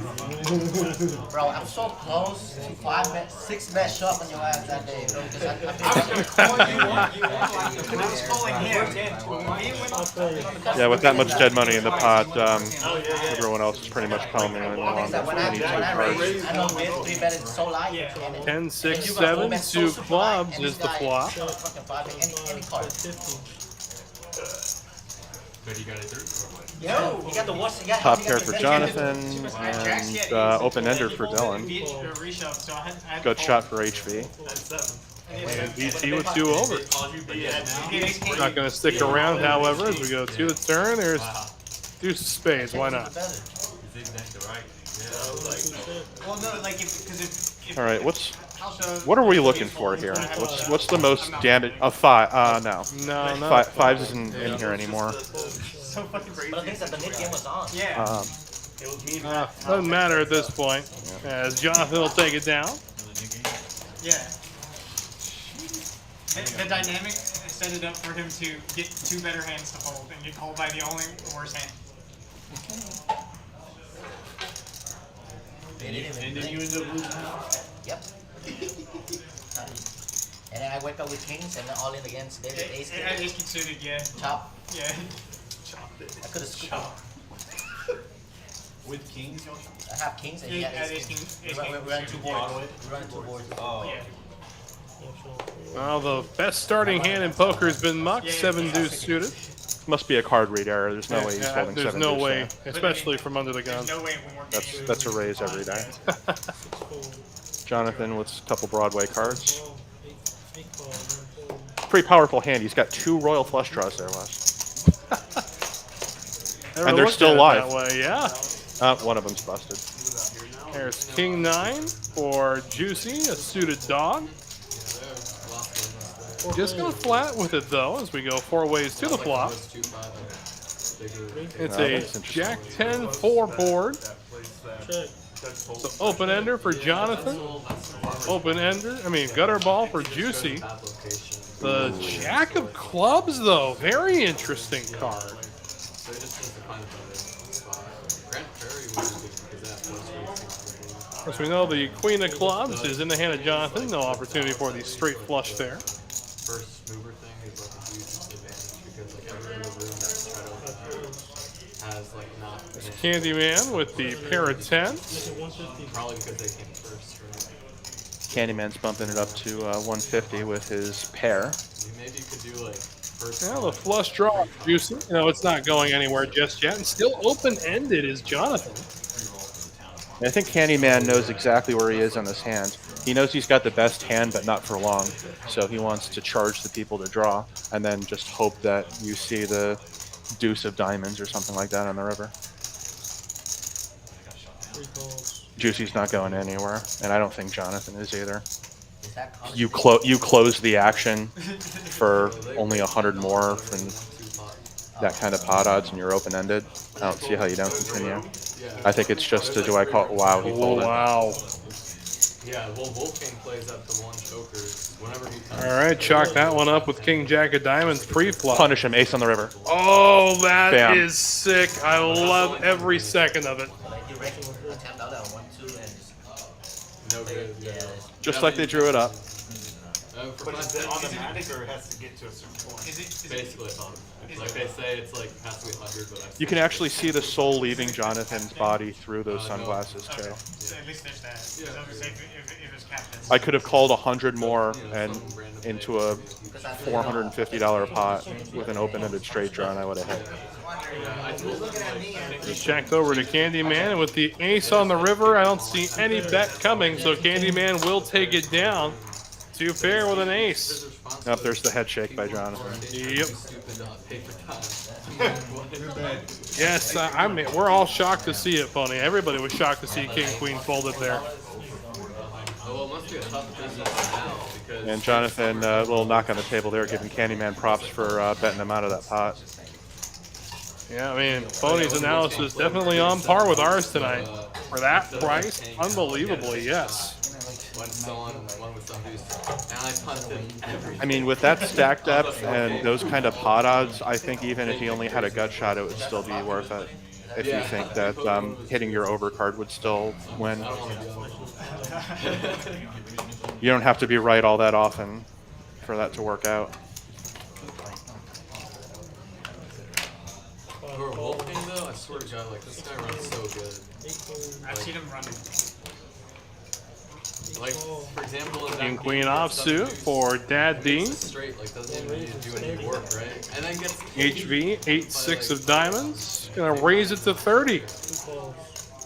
And don't leave it to King Queen to do the raising. Let's leave it to the suited gapper. Well, I think the vlogging helps. Like people want to be on the vlog. Yeah, They want to give action. A lot of action. Yeah, it does you a ton of like artificial. It's very difficult to see a flop that's going to whiff everyone here. So let's see how he manages to do it. Well, he got close, but it did connect with a pair of ducks. That is And then some. And then some, yeah. HV, of course, with the trip 8s. And plus the shorts are like really high quality too. Flush draw for Dylan. But thumbnails always super good. Some like professional European player made a tweet about one Wolfgang shorts. HV is just going to flat it and let Jonathan do the betting for him. It's not really an interesting hand. And Dylan looking for that flush on the river. Put the 6 of hearts out there. Let's see it. Oh, Jack of spades. Will change absolutely nothing. Actually, you know what? Jonathan's drawing dead now. That's just how it works. Like it's kind of like random. Jonathan's going to slow down, and curious to see if HV is going to keep the trap going. I mean, he's in position, so there's something to be said about just checking behind here, but I think maybe the board's a little bit too scary. So he's going to fire almost a pot-sized bet and see where everyone's at. I mean, what are you going to be called with here? Maybe a worse or better 8, a good jack, or a flush draw at this point? Yeah, I mean, 9-10's going to come 9-10 along. I'd say any King Queen might flow, any 2 overs.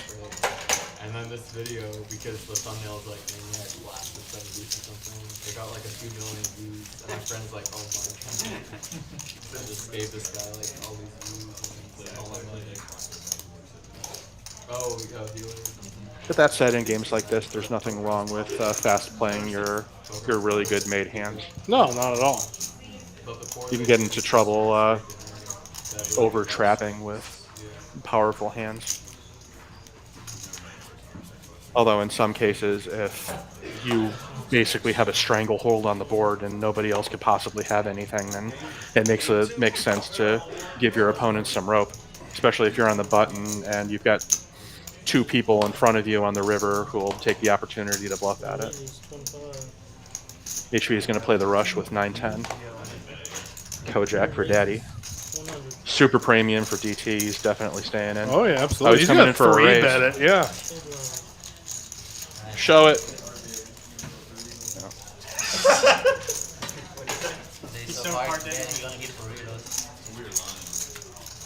To be honest with you, Kevin, I almost took that seat today, but that made me redraw. So I drew the seat. I was sitting at that seat. Again, still plenty of opportunity to hop into the Memorial Madness Weekend tournaments. Again, multiple flights each day up until Sunday. Turbo is a $100,000 guarantee, a $300 buy-in. And not to mention the one-day 50K as well on 27th as Candyman flatting with ace-king suited from under the gun. Finally, a price that daddy can call with King Jack. Oh, yeah, there you go. We found it. I knew it existed. And all the kings are spoken for. Although I think all the other kings are hoping for a king on the flop for the misdeal.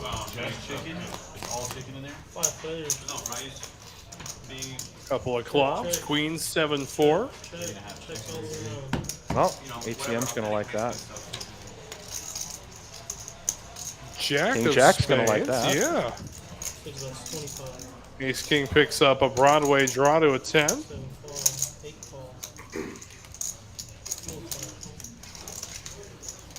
And now we go 10 to of the clubs river. on the river. Do it. Man. Oh, 8 of spades instead.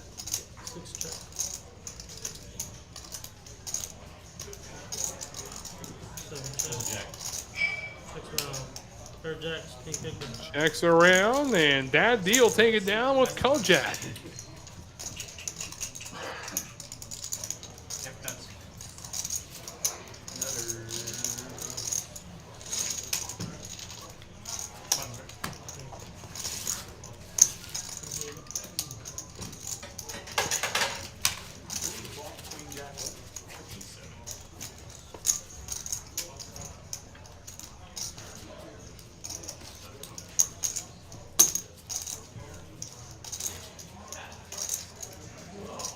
But again, I know you said you're not too much of a tournament player. That being said, if you were to sit down at a tournament, are you more of a one-day guy, or are you looking for a multi-flight?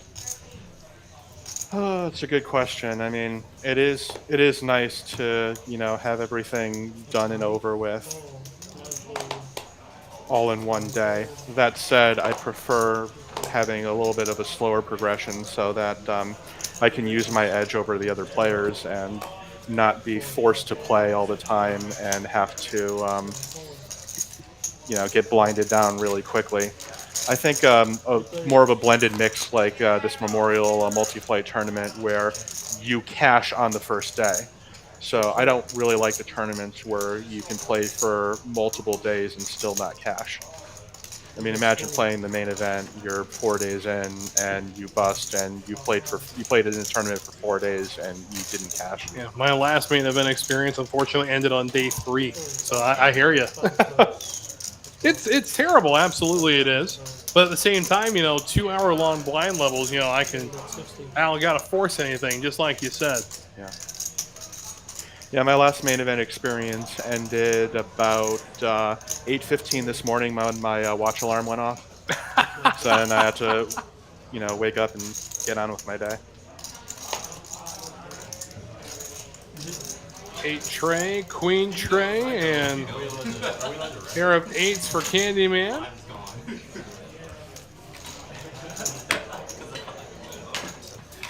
And it looks like we're going to have ourselves another dealer change. So we say goodnight to Andy. Welcome Adam into the box. See, maybe if this deck changed, we can heat up a little bit.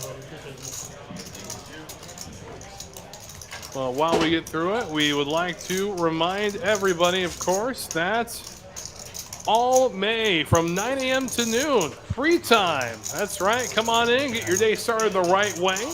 Grab your coffee, grab your friends, and come take their money.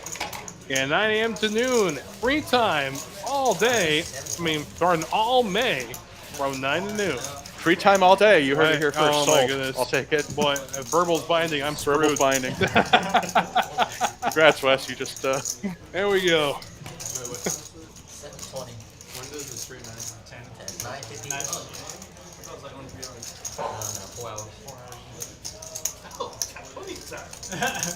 Almost 3 hours. Yeah, that dealer set up there in the center of the box, they need to put a toaster oven where they put the spare deck so they can heat the deck up. 6 to go. Fold, 1, raise for 22, fold. HV with yet another pocket pair. This one in the Snowman variety. Juicy with 10-7 of clubs. He's going to 3-bet that for sure. Oh, for sure. Yep, 75. HV knows Juicy has nothing, so he's going to stay along. Oh, yeah. Alright, heads up. Ace high flop. Ace Jack 5. Close. Yep. Ace 9-7. Juicy connecting with bottom pair.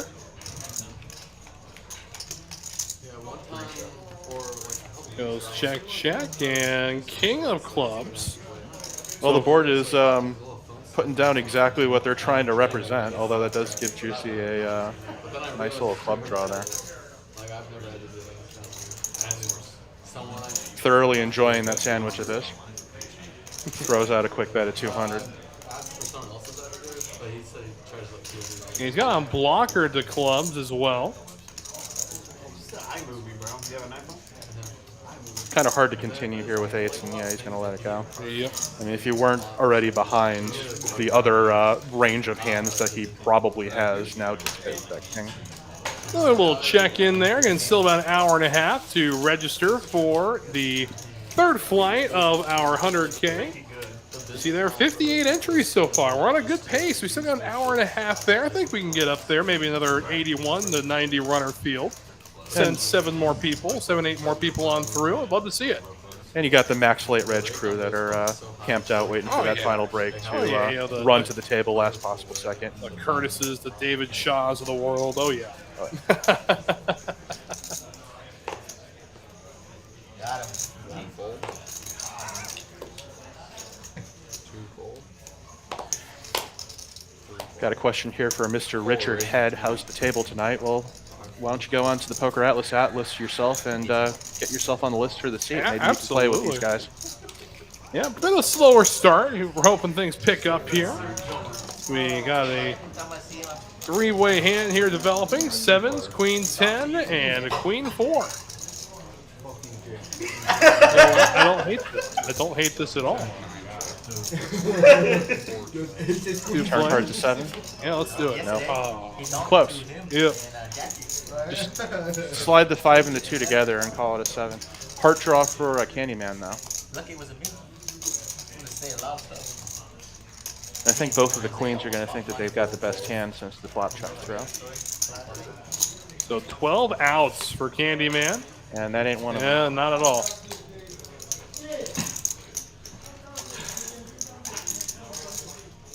But now he's going to bet at it. 7 bet 1, 85. Yeah, I think he's betting for value there, and he's about to have some bad news shown to him.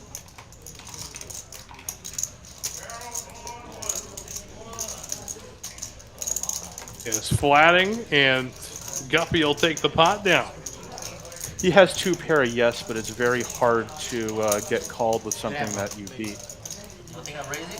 Well, I thought about raising. I mean, he bet over the pot. Yeah. Okay. Yeah, I don't hate the flat there. Take a look now. The VPIPs. The Candyman's VPIP has improved to 50%. Well, something I do. Meanwhile, Guppy's still at the bottom of the spectrum. Yeah, that's the first pot we've seen him drag since the opening few hands. I'm like max. And I know what you guys are thinking out there. Man, Candyman is such a net with only a 50% VPIP, but he did take a walk for a little bit and missed a couple of hands, so that probably makes up for his lack of VPIP today.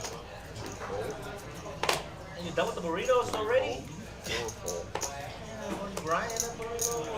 Jonathan, King, Queen from the hijack. Gonna bump it up to 20. ATM, suited gapper. 6 rate 65. Makes it 65 to go. Man, when that's one of the most premium hands you've seen all night, you can't help the urge but to 3-bet it. Candyman's playing the reverse rush.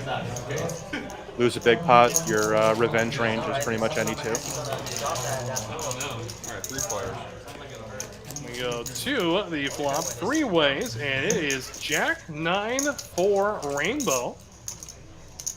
So open ender for ATM, backdoor diamond draw to boot, pair of 4s for Candyman, and a gutter ball for Jonathan. This flop's got something for everyone, but will everyone stick around to see it come to fruition? I can't imagine. Well, I can't imagine Jonathan folding because he's folded with better hands and better positions than this. But you're closing the action, and it's 75 to call for this. Wait, that was your You got to think your overs are probably good too. Yeah, I could. So we go to the turn. 10 ball. No human could eat 2 of those. Close. Close. That will complete the straight for ATM. And give Candyman a flush draw.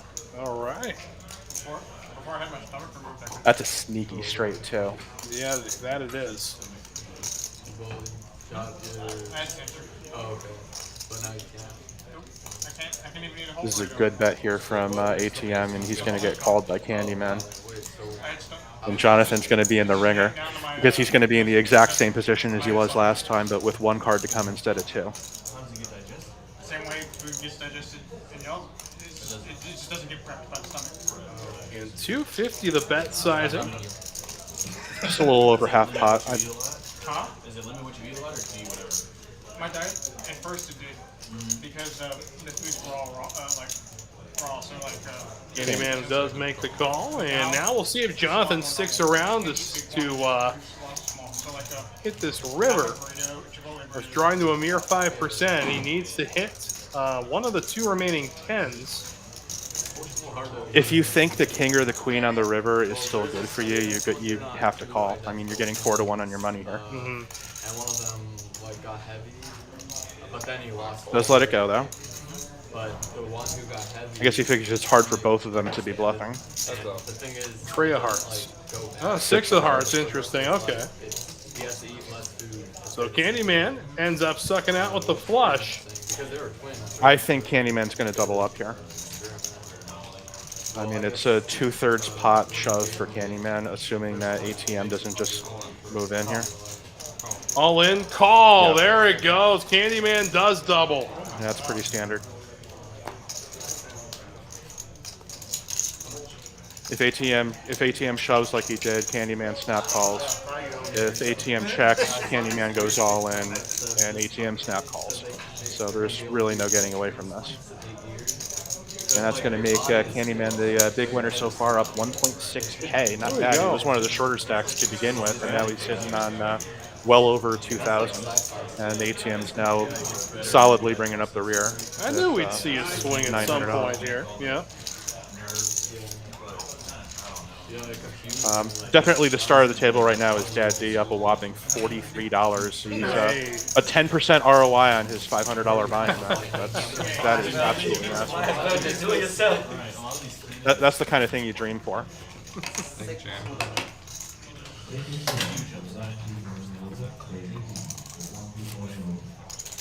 I mean, for me to get a 10% return on my money, I had to take a risky $10,000 gamble with NVIDIA options last night. And all he had to do was just sit at the table for an hour. There you go. A lot less stress involved with that. Oh, remember, at one point he was down a whopping $24. Yeah, that's a deep hole to crawl out from. So kudos to you for getting out of that hole. I mean, that is a grind. There we go. Someone else has a pocket pair besides HV, and it's 10s in the hands of Juicy. He needs it. Juicy's been pretty nitty lately. He's been folding premiums like 2-4 offsuit. Stuff that we usually see him 3-bet with.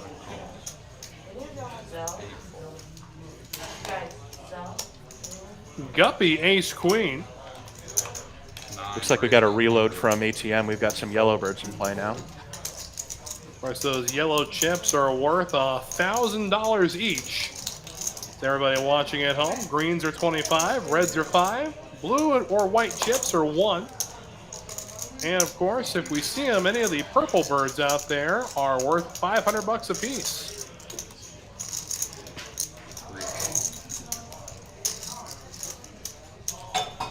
Juicy gonna flat 100 with 10s. A rare 3-bet from Guppy with ace queen there. And Candyman's gonna stick around too, so 309 in the middle pre-flop. Yeah, there's too much money in the pot and you close the action, and well, that is going to be a little interesting. Of course, we know that's the ace, not the king. 2 pair for Candyman, aces and 8s. 3 check.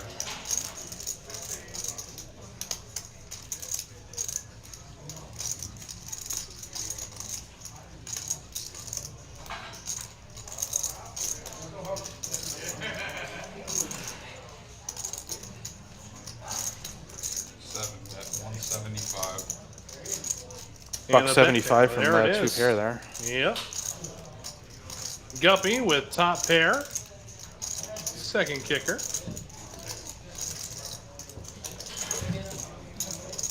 Kind of hard for him to not think that he's good here.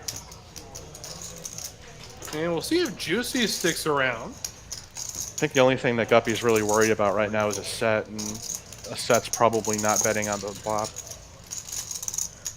So away we go. 6 of hearts. And it means it's going to have to be a queen and a queen alone for Guppy at this point.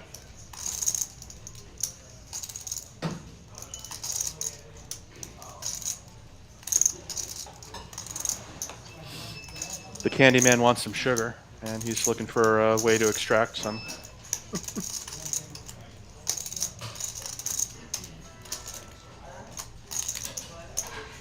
Now the thing is, it's very easy to put Guppy on an ace because he's the tightest player at the table and he raised pre-flop.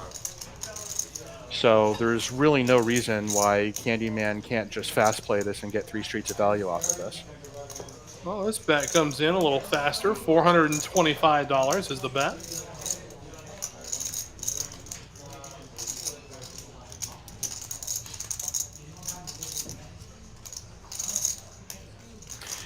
The way he's eyeing up Candyman's stack, I don't think this is a should I call or should I fold. I think he's deciding whether or not he wants to spring the trap or just kind of float around.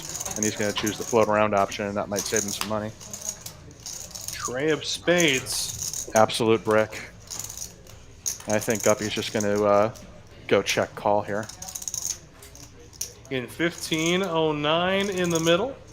Candyman just over a 1-to-1 SPR. Yeah, I think he's going to go 3 streets of value here. I mean, what are you really afraid of Guppy having? I mean, he's the tightest player at the table. The only thing you really lose to is him having pocket aces, and if he does, GG, here's my chips. Yep. Uh-oh, Smudge is in the building. You heard it here first.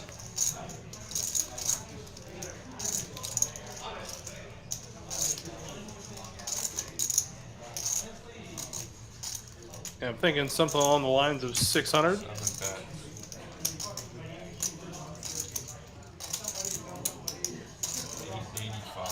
885.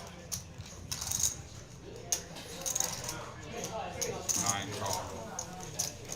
Quick call, and Candyman drags a big one, a $3,200 pot as things continue to trend in the right direction.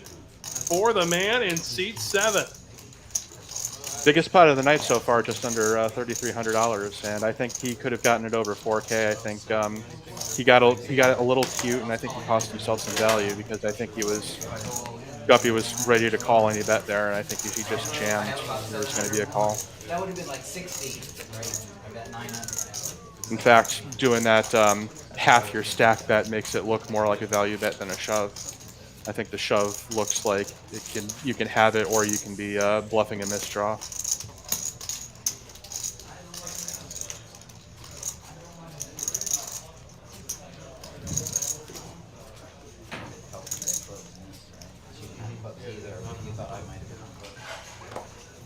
Four fold.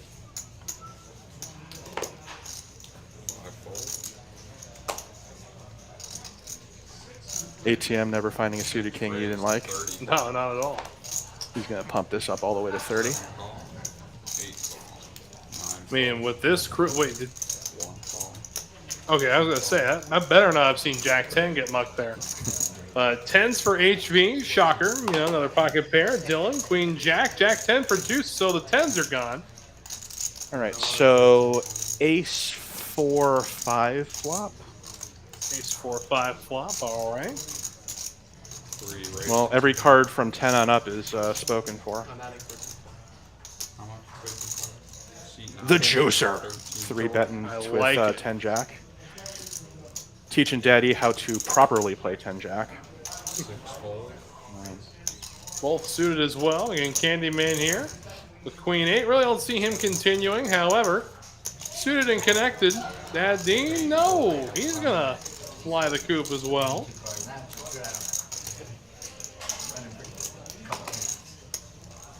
HV maybe subconsciously knowing that both of his 10s are dead. 1 call. Well, let's say it were to go to showdown just between the two of them. There's only 1 jack left, too. So HV's sitting pretty right now. The queen that he's got to worry about. And now, you take a look, they're 61-39. Heads up.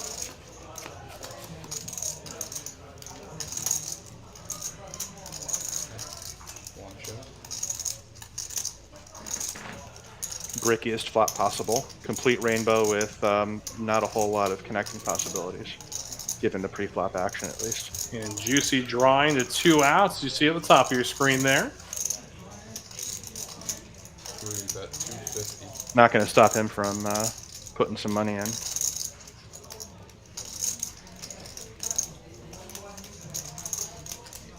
HV's got to feel pretty good at this point. You haven't overpaired the board, and with the pre-flop action, you're not really worried about anything except possibly 9s, but I don't see him going anywhere, and he doesn't.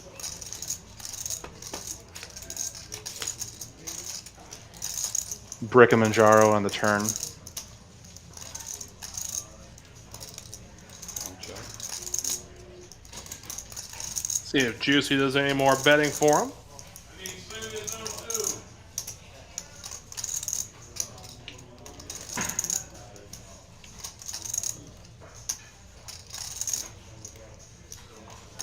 Only 2 live outs that we see for the Juice Man.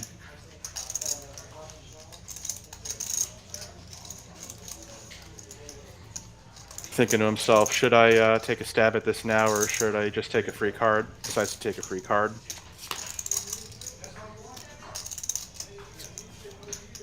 Deuce of clubs will And change nothing. That's not exactly a brick. Because if Juicy decided to take a free card with a draw, he just hit his backdoor draw. If he did have a set of 9s, he's now got a boat. So there's a possibility that like a $1,200 to $1,500 bet would take it down. I think anything less, and in any normal bet like a 700-800, I think HV is going to call it.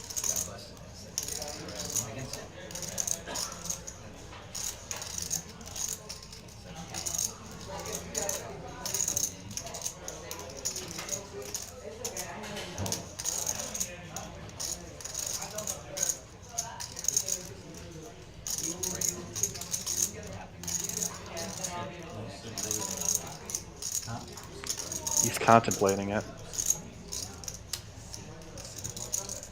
It's going to have to look like the value bet of all value bets. I think he's taking too long. I think if you were betting for value, you'd take a little bit of time to contemplate your options and then act. Now it just looks like you're fighting over yourself whether or not you should take a stab at this or not. The longer he's taking, the bluffier this looks.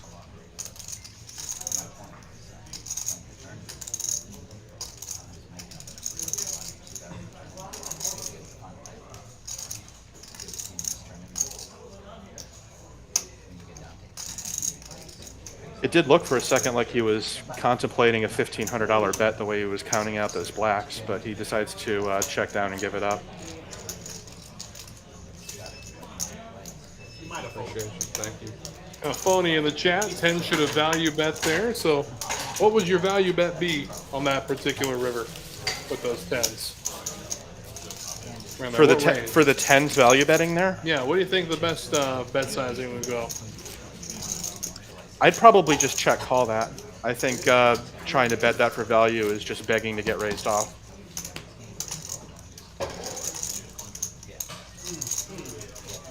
Yep, after all that, he checks. Yeah, it's been like that all evening. Definitely has been. Yeah, he might have realized too that the time that he had to possibly make a play there came and went, and that he took too long thinking about it. That it's just going to look a little bit too bluffy. 7, 8, 9 fold. 2 raised to 30. Dylan with 5-4 offsuit, gonna bump it up to 30. And he'll take it down without a fight.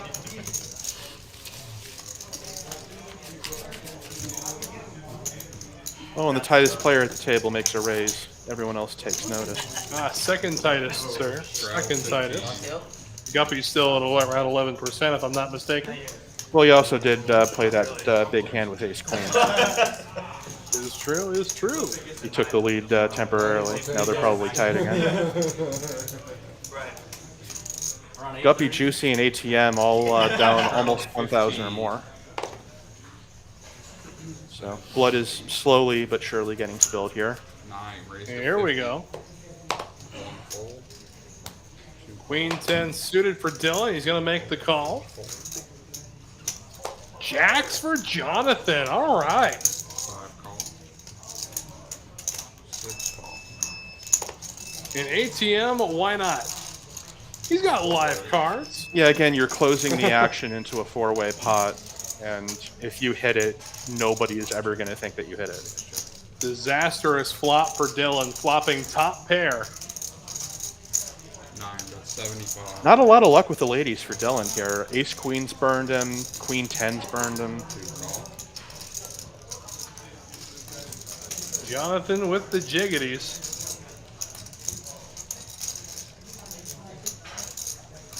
Now,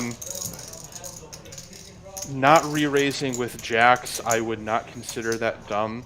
Keep in mind the person who just raised for the opening is the tightest player at the table. Mm-hmm.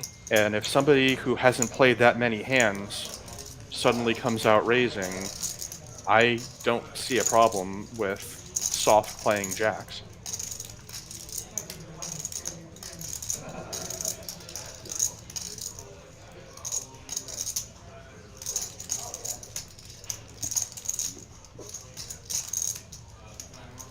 See, it's a spot like this too, you know, with Guppy's tight range already, he's not going to continue with air. We know that right away. Jonathan will find a raise here, though. Wants to see just where the jacks are at. Yeah, and what's worse is the tightest player at the table opened pre-flop, and the second tightest player at the table called. So that's going to throw up alarm bells. So I think if I'm sitting there with jacks, I'm just going to treat jacks like any other pocket pair and go set mine. That said, with the two tighter players all of a sudden showing interest pre-flop, that kind of narrows their range a little bit. So Jonathan is going to make this raise here, thinking that either one of them has ace-queen or they both really don't have anything. And unfortunately, he's going to find some bad news pretty quickly as he gets called in 2 places. So now Jonathan knows that he's drawing dead to a jack. I don't think he's holding out any hope in his mind that he has the best hand right now. And both Jonathan and Dylan drawing to a mere 5%. Yeah. Jonathan wisely checks here. I think he's completely done with his hand unless there's a jack on the river. Now the question in Guppy's mind is, what did Dylan just call with? Because it's got to be either a decent heart draw or a good queen. I think Guppy thinks that Dylan has exactly what he does have. Jack, Queen, Queen 10, King, Queen's less likely, but entirely plausible. Ace, Queen is possible because he's been a more passive player at the table, so he might just flat or raise, especially from a fellow type player at the table with Ace, Queen. You don't want to run Ace, Queen up against Ace, King.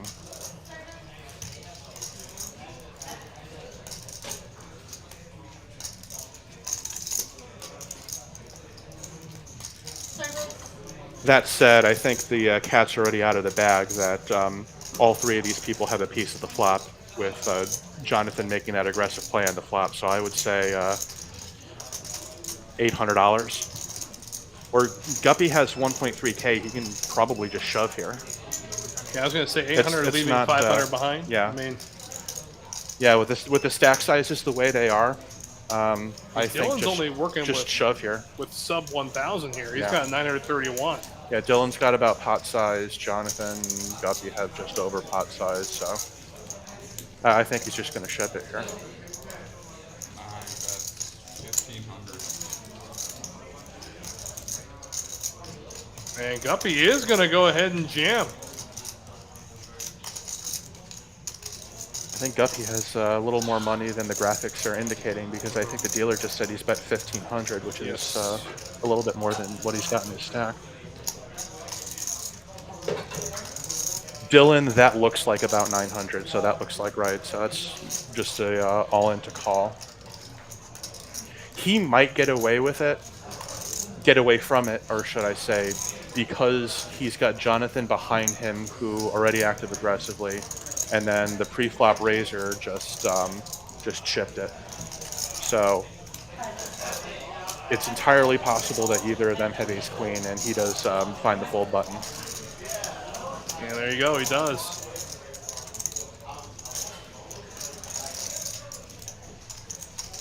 Jonathan probably wishes that jack of hearts was a jack of diamonds so that you don't block some of the flush draw semi-bluffs, but he too gets away from it, and Guppy will drag a nice little pot. Woo! And with that hand, it does draw our second hour of coverage to an end. And halfway through our show this evening. And it's been a good one. I mean, it's been a little tighter than usual, but we've seen it start to heat up a little bit as this last hour's progressed. So, again, we check in every hour. So, what did we see this hour, and what do we predict will happen next? Well, right now, I think the cards are starting to balance out a little bit. In the beginning, it was just complete airball flops and really no chance for any sort of real post-flop play to develop. There was some pre-flop raising and calling. Everybody completely misses, and then the first person to bet ends up winning the money. Now we've had a few hands in a row where we've had players actually hit hands and have more than one player hit the hand at the same time, and we can get some play off of that. There's really no bet. 3 fold. 4 raised to 25. 5 fold. Wow. Not one face card in that trip around the table. Yeah, I remember a couple weeks ago during our 136 live stream, we decided to do one round of mandatory straddles. The first hand of the mandatory straddle, the straddle got walked because everyone got dealt absolutely nothing.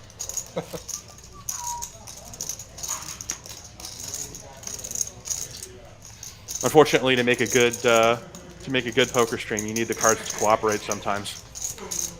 Sometimes the flop gives you a complete airball, and then sometimes the flop gives you quads versus top boat. Well, we're going to have to hear about that for a long time, aren't we? Oh, yeah. I finally downloaded that stream off of YouTube, so I can kind of clip that little hand and keep it on my computer forever. And if I ever feel down about poker and feel like quitting, I'll just play that. You got a good one brewing here. Ace, king, queen, jack, jack 10. Candyman with 7 tray. Let's go. Well, he does have the best chance of winning this hand. 2 live cards. And there's the 3. There's the tray. Pair of queens, however, for Dylan. Flush draw for Dylan. Boy, Dylan flopping the world here. 1 bet 50. Open ender for ATM. Open ender versus bottom pair versus top pair and a flush draw versus backdoor nut flush. 2 call. Entirely possible to see 4 players for $50 each on this. You know, your classic Texas heads up. 6 call. 7. And that's exactly what we're going to get. To the turn we go. There's the boy. king of hearts. Oh boy. Oh, it's going to be bloody. All right, so HV's got top pair in the nut flush draw. Dylan's got second nut flush, and ATM just hit his straight. Oh my goodness. And Candyman with an absolute stranglehold on the hand with bottom pair. Now is Dylan going to soft play this? I don't think that's really the play. It's just too wet of a board. Somebody's got to have something. So just do a little bit of a pot builder here. In the bet 200. So just under a pot size bet. ATM's going to hate it, but he's going to come along. 7-3 shockingly lays it down. And I don't see any world where HV folds this. I think he's contemplating a raise.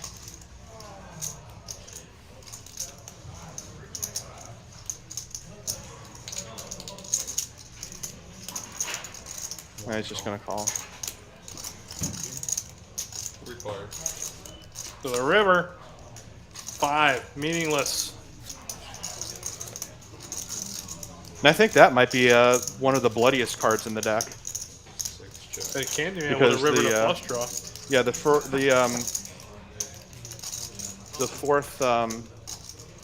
fourth heart on the river would have killed the action to a point. I mean, it's still nut flush versus second nut flush, but if people start beating each other over the head, it's entirely possible that Dylan gets away from it. But in this case, ATM might think that his straight is good, and if ATM folds, HV might think that his top pair is good. It's like the city, it's not like it's like in the middle of nowhere, it's not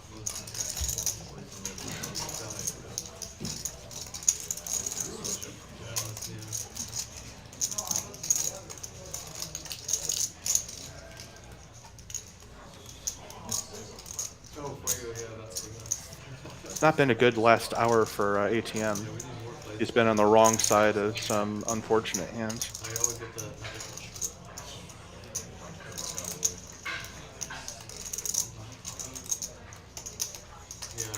I've never seen POKER or what's the 6 call. Yep, he flicks in the call. And I think with that call, HV is going to be out of here. I've never seen this listed anywhere but it's called straight. HV has 2 options. He's never calling here. With a bet and a call on the river, you know king high is not good. So either you're going for some absolutely sick squeeze play, or you're just getting out of there.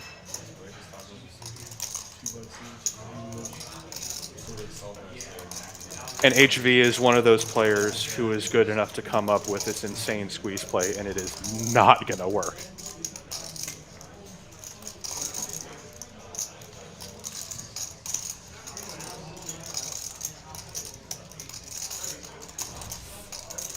Actually, the squeeze play isn't even possible. Dylan's only got, he's only got he only has 186 two behind. 2 stacks of reds there. Yeah.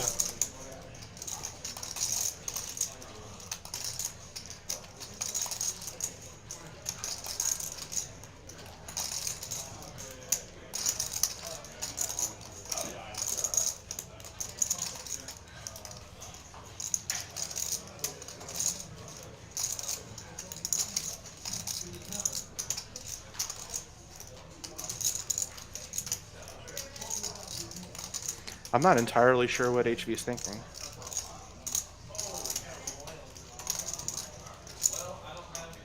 This definitely appears to be a lot more painful than it looks from our end. Yeah, I mean, do you think they both have queens, or?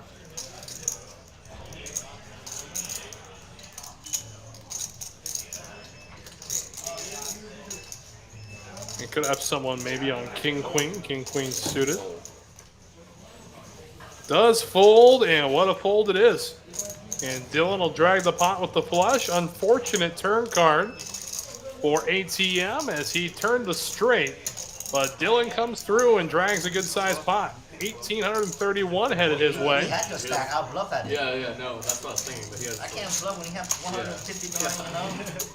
Even though it looks like Yep, the and never HV pretty much confirmed what we were talking about before, that he was thinking about some sort of 6 squeeze play raise. And then I think he thought for a while, and then he looked over, saw that Dylan had 150 bucks left, and was like, I have no shot of winning this. No. And then folded it. At that point, you're just landing another $200 on fire. On this case, you'd be losing. You'd be lighting another $2,000 on fire because you're probably getting called by. That's true. Side pot's going to ATM. Yeah. 15 to go. 1 fold. 2 fold. 3 fold. 4 raise to 50. DT finding ace 10. Jonathan with pocket 4s on the button. 5 call. He's going to come along and set 9. 8 fold. 9 call. Guppy using some of those newfound chips with ace jack. Player. And ace 10 outclops him. 10, 3, 8 rainbow. 10 to tray 8. 4 bets 75. A little bit of a graphic read. We'll get that fixed in a second.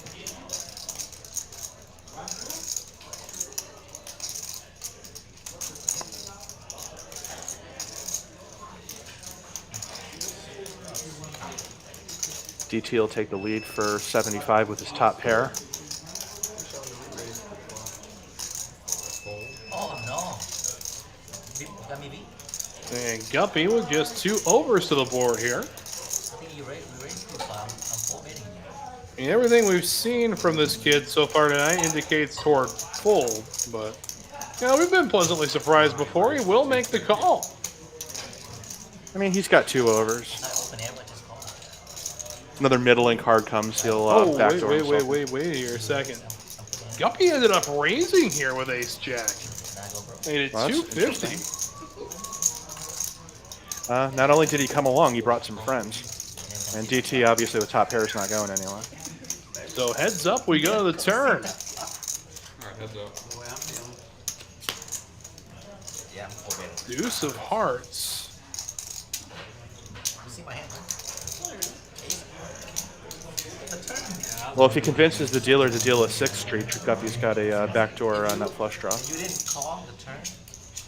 All in. You call, it's kind of concerned, but you might have. Yeah, Guppy's kind of backed himself into a corner now that check raise didn't work. You didn't call yet. Either you go with it and you bloat the pot with ace high, or Oh, it is. you do what I think he's going to do and check bet fold. 4 bet 400. And 400 the bet. It looked like. And DT doesn't have a whole lot behind, so this is just going to go check bet fold. But then he decided to call. Thanks. Yeah, but. You make less money if you raise the flop. I know.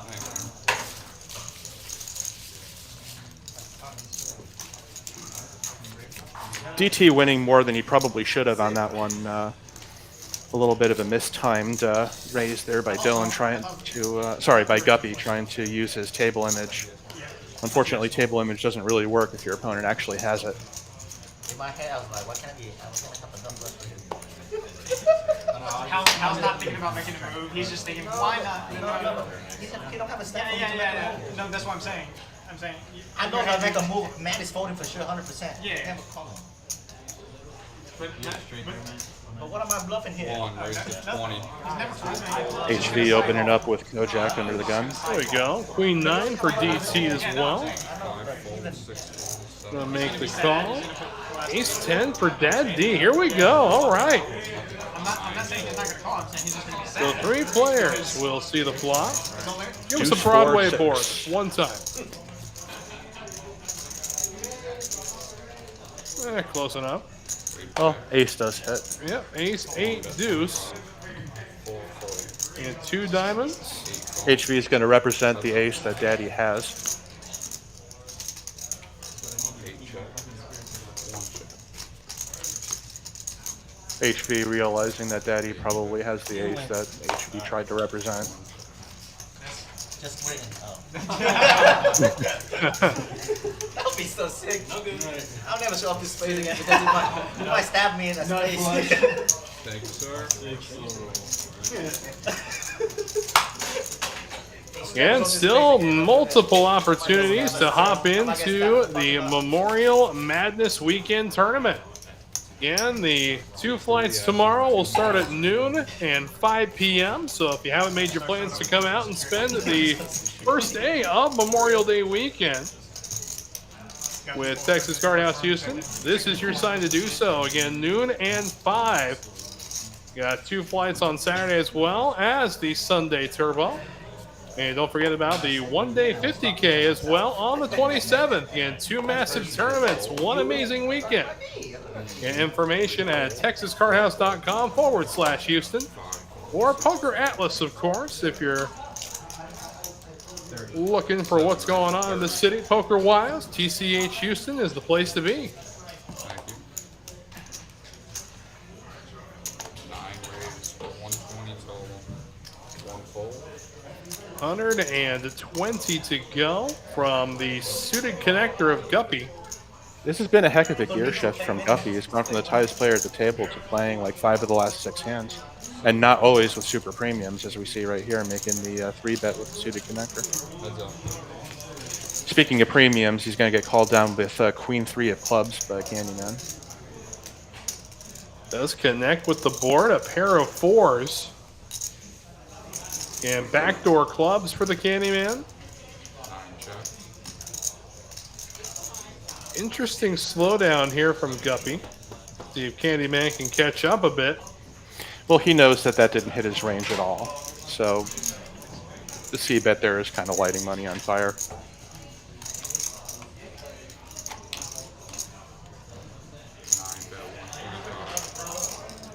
Now he's going to take the lead afterwards because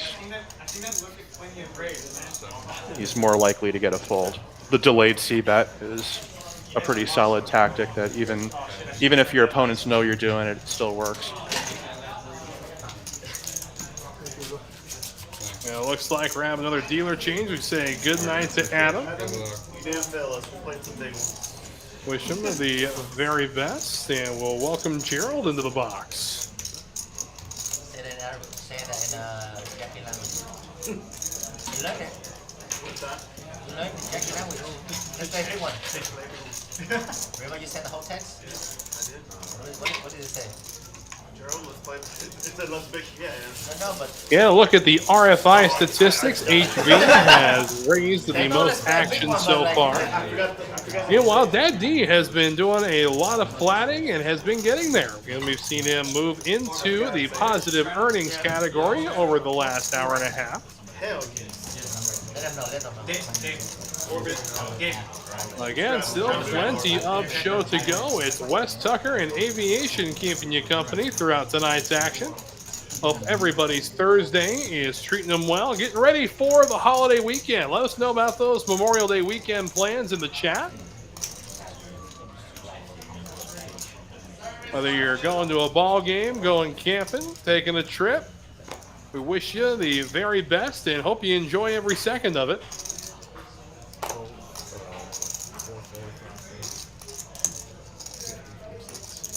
Couple of 5s now for ATM.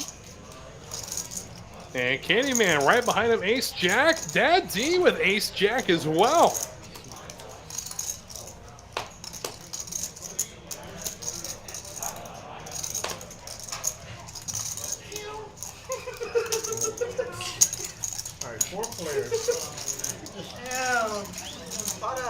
4 players will see the flop when all settles.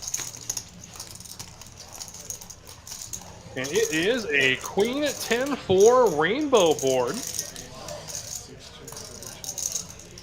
So flopping top pair is Dylan.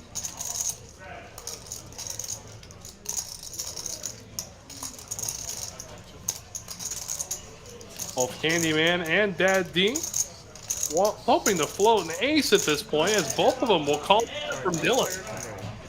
To the turn we go. There's another queen. So sitting pretty right now is Dylan. And an ace, or not an ace, but a jack. Oh, there we go. There's the jack. Queen's full of jacks. That also gives 2 pair to both of the ace jack holders. That was Candyman and Dad D.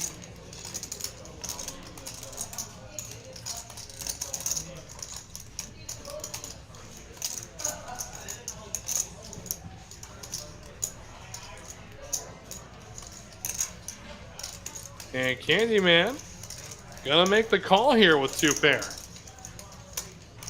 Dad D sitting on a sub 1 SPR, 478. An unfortunate river, but we'll see if Dad D can get away with it. Candyman already making the call.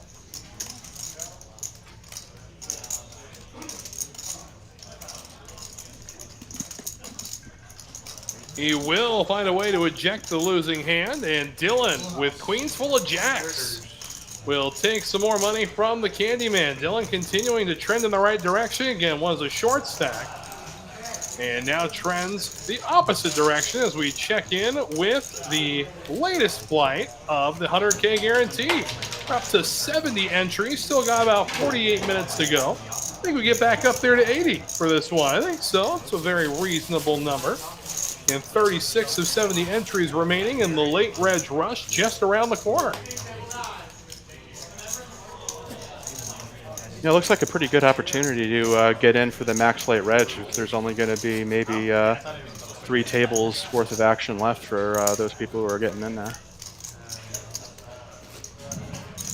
And the blinds will come back from the end of registration at 1,000, 2,000, 2,000. So coming in with 15 bigs for the 30K starting stack. That's playable. Yeah, definitely. You're outside of jammer fold range. You have a little bit of wiggle room to work with, and if all else fails, well, you just buy into the next flight. Be one of those sick degens who tries to cash every single flight. Oh, absolutely. So what is the rules for that? How do they work that here if you cash multiple flights? Do you get to combine your 2 highest stacks? Do you only get to keep 1? Or? The biggest bag plays on day 2. Yep, biggest bag plays. You know, some of those tournaments that I'm seeing, you know, you combine your 2 best bags. No, I'm really not a fan of that. I'm okay with bag bonuses. I mean, the more bag bonuses, the better. You bag multiple flights. Let's say you buy into a $300 tournament, you bag twice. Each additional bag is worth a min cash day 2. That's great. But the combining 2 best bags, I don't know. I just don't know how I feel about it, truth be told. I've done it before. You know, I've played a few of those monster tournaments up north. I've bagged them twice. Went through to day 2, but it didn't feel any different as if I just bagged 1 time going into a day 2. The way I see it is I just threw an extra $300 at a prize pool and could still wind up only getting a min cash and not getting a bag bonus. Well, I mean, you can't lose money on the proposition because if you min cash the second time, you already get credited for 2 min cashes. Fair. Dylan with a flush draw here. DT with ace king of clubs, backdoor club draw, 2 overs. If you think about it, it could be super sick. You could bag like 4 or 5 of the flights, and you bust the first hand of day 2, and you still make more than anyone who's not at the final table. Interesting. Yes. Board pairing 9s, getting the flush completed on the turn for Dylan. Everyone's favorite ace king chat.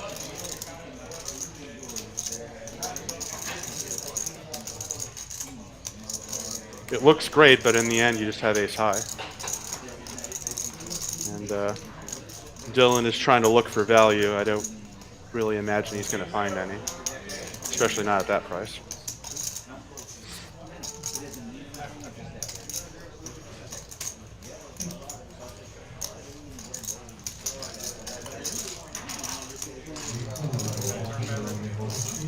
I think Dylan flashed the 8 of diamonds. I mean, he's either value betting a flush or a strong 9 at that point. Candyman's up almost 3K from. He bought in for $500 tonight. Wow, Yeah. that's the kind of run up that you dream about. I was playing with forget his name. I think it was Nick on one of the 136 live streams about a month or so ago, and after the stream ended, he had like $100 some odd and ran it up to 3K. Wow. He was actually like leaving the table, and then we called him back because he was getting a rebate from an all-in, and then he took that remaining breadcrumbs and ran it up to a 3K stack. It was one of the biggest comebacks I ever saw at a poker table. Wow, okay. So chip in a chair you see in the tournament every once in a while. In a cash game, you never really see it because they either peace out or reach into their pocket and get themselves a real stack.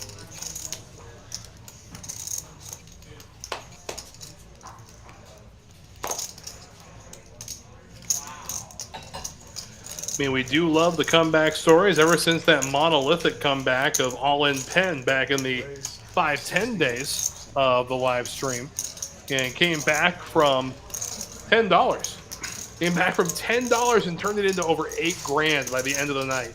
It was an absolute masterpiece. Who needs day jobs when you can turn $10 into $8,000? Yeah.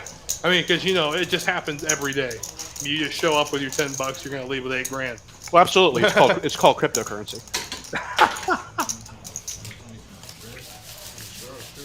Yeah, it is a lot of Dogecoin. Yeah. Not as much as it used to be. True that.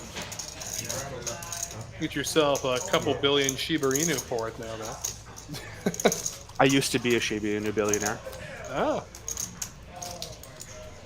Sold out, moved the money into other assets, and then you know how the story goes. It promptly 10x's now that I'm out of it. Mm-hmm, yep.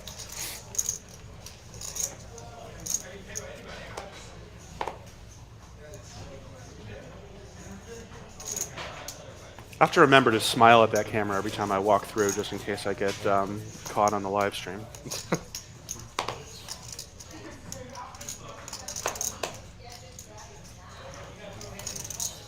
I think it's utterly hilarious how many people just hang out between hands in view of that camera, knowing that there's a live stream going. Now, those are my favorite people to mess with, of course. Oh, absolutely. I mean, there was a whole conversation that Aaron McAvoy and I came up with when we were doing a final table for a Poker Atlas Tour tournament about these two guys wondering where they're going to go get dinner at 2 in the morning. Katz's never closes. Yeah, hey, fair enough. Ace-7 deuce is the flop. 2 spades for ATM. That's walking distance even if you're drunk.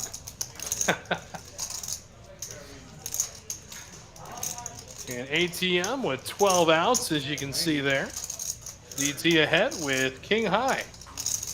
Value bluffing with King High.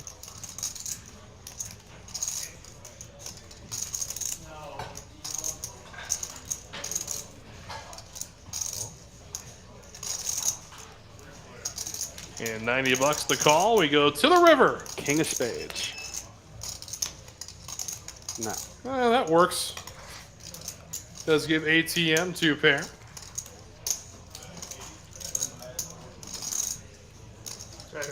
King high. That's probably not what you're expecting to lose to, is it? Not quite. God damn! Portray line away. Crapped out. Raise the flop one time. Oh, and then what? And then blast. And then what? Blast! Nice hand. Donkey always gets there. There you go.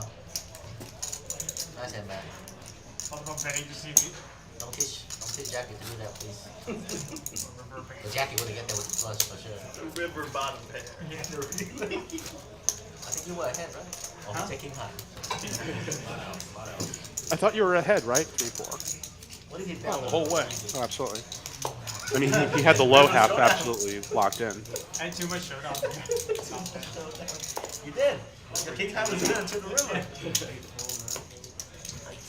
That'd be an interesting game to start here. 1-2, no limit, hold 'em high low. 1-2, no limit, hold 'em high low. Oh, I shudder just thinking about it.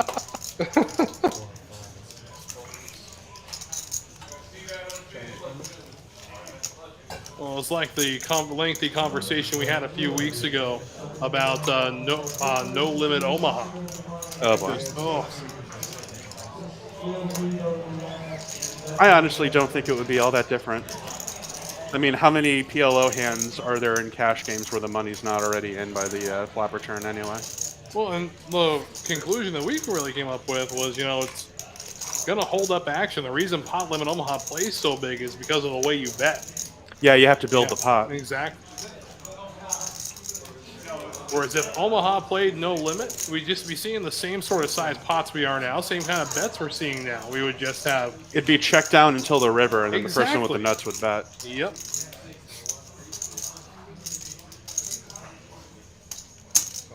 And Juice is going to hang along with a pair of 10s in the straight draw. The river we go. Queen ball. Ooh. There we go. It's hard for this pot to get too bloated though, because you can't feel that good with Queen 10 when any jack makes a straight. It's hard for Candyman to feel that good when any jack makes a straight. I wouldn't be shocked if this went check check or check that call. This is about 200.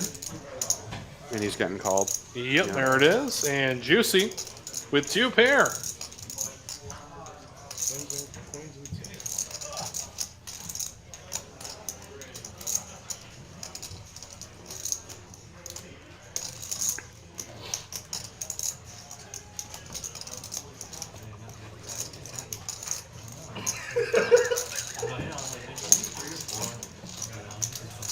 Check back in on the aggression stats. So according now to our numbers, DT actually the most aggressive player at the table. Of course, taking into account 3 betting. And yeah, I forget exactly everything that is taken into account for aggressive reasons. Pre-flop raising and the frequency at which you 3-bet, 4-bet, and flat.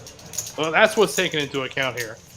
So DT, statistically, the most aggressive player at the table, whereas HV nibbling on his heels right there, 31% to 34. And this is actually a 1-3-6 no limit holding game. The graphics just a little bit off. The third blind is definitely going to increase the amount of action with more people involuntarily putting money in the pot. And obviously with the big blind being twice as large as a 1-3 game, it's going to make the stacks a little deeper and get yourself a little bit more action. Guppy's low is because he played practically nothing for the first hour and a half and all of a sudden started waking up with hands. Well, I mean, it's not that he's waking up with hands. I mean, he's waking up with 4 or 5 suited and 3-betting it now. Yeah, he completely did a gear shift from what he did initially. 4 players to the flop.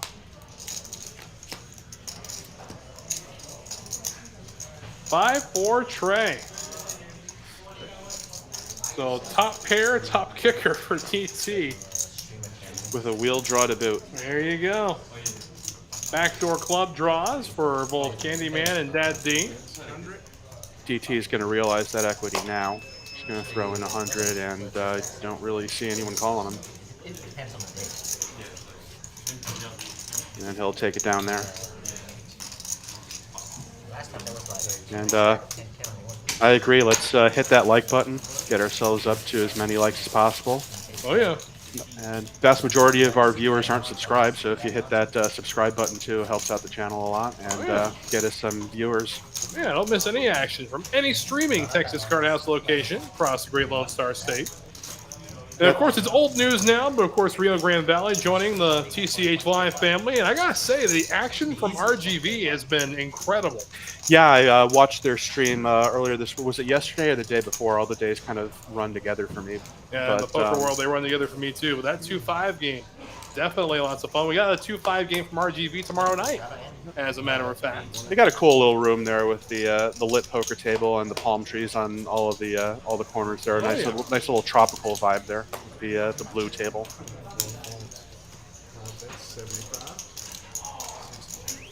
And Jonathan with ace-4, gonna bump it up 75, and he'll take it down without a fight.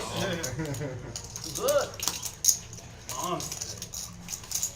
The rare raise it, take it. You don't see that too often in these live streams. We actually, I think we've seen it 3 times tonight, though. I'm serious. Ask him. He might be scared of you.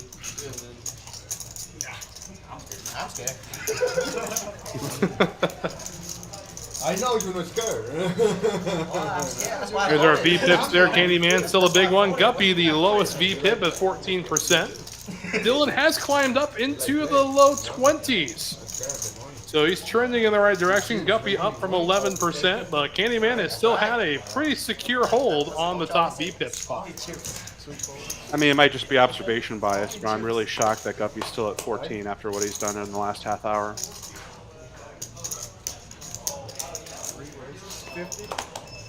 Juicy, King Queen suited, gonna bump it up to 50. Big lick, no good. How about ace-6 of diamonds for Dad D?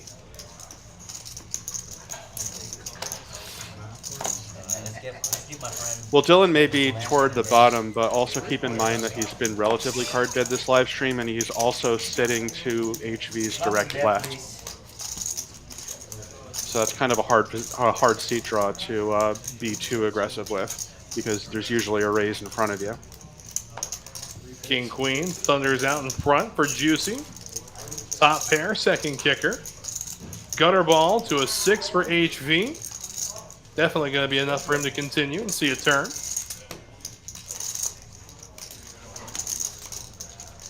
And the ace of clubs. You can see that maybe slowing Juicy down a little bit. Yeah, there's the check back, and we go to the river. No, it gives HV just enough to call a river bet from Juicy. Should Juicy choose to go for some thin value here.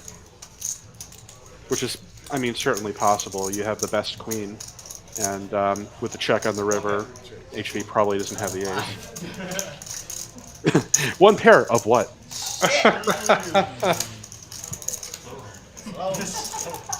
Which one? You know, so one of the greatest things that ever happened on the live stream was during a tournament. It goes check on the river. The guy who just goes 2 pair, and his opposition whimpers. Which 2? Just only to find out they were chopping. You actually pull it next time.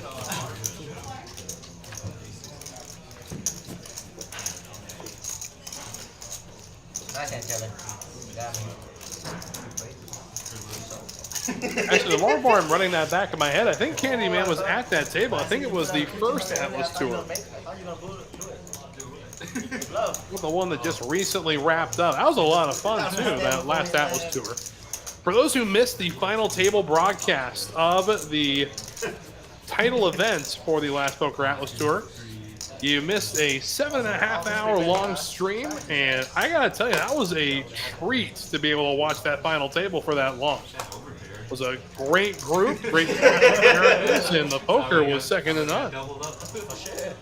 Ulcer-inducing to be at that table, I'm sure. Oh, I bet it was, but I mean... 7.5 hours playing for that much money with... and the slightest mistake means you go home is always a little interesting.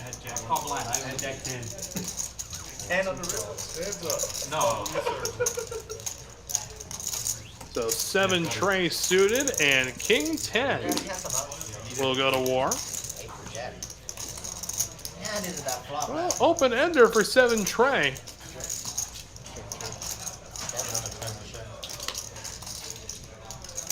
King high still good.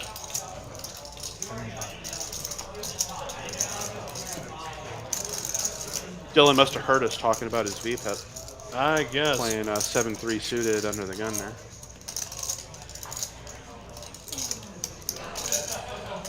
I'm just playing with it, opening with it. Well, a bet must have come in from Candyman at some point. There it is. Dylan did fold it. Fun match. You should come every Thursday. Why not? Good game.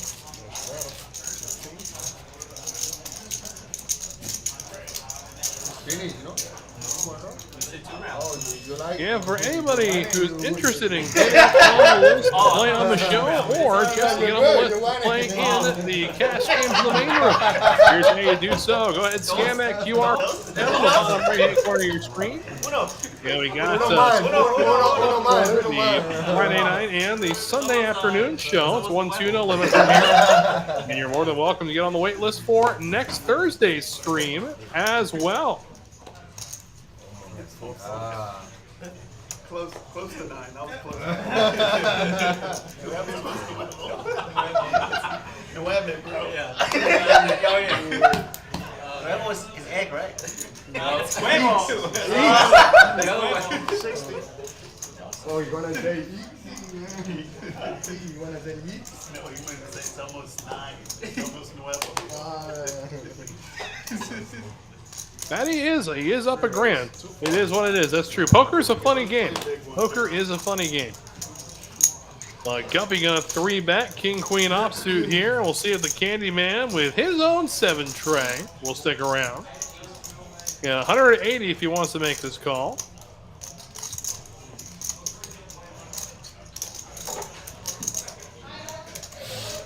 I mean, he does have like what, the 3rd or 4th bet starting hand in poker, so I mean, he's got to come along. Possibly considering a 3-bet, a 4-bet, I should say. But no, he'll just he'll slow play it. Come along for 240. So heads up we go. 7 tray, King Queen. Queen high, 3 spades. Queen high all black, but the wrong kind of all black.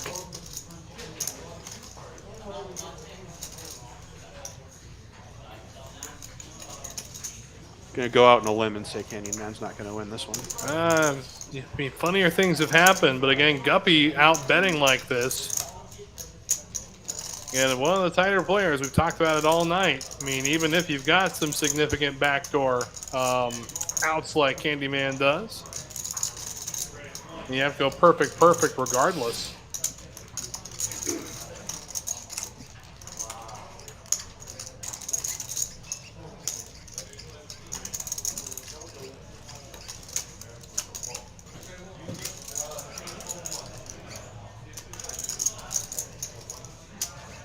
He's thinking of doing a bluff raise.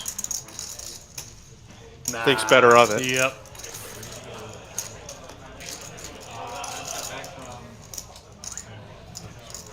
I'm trying to think the better way to do it.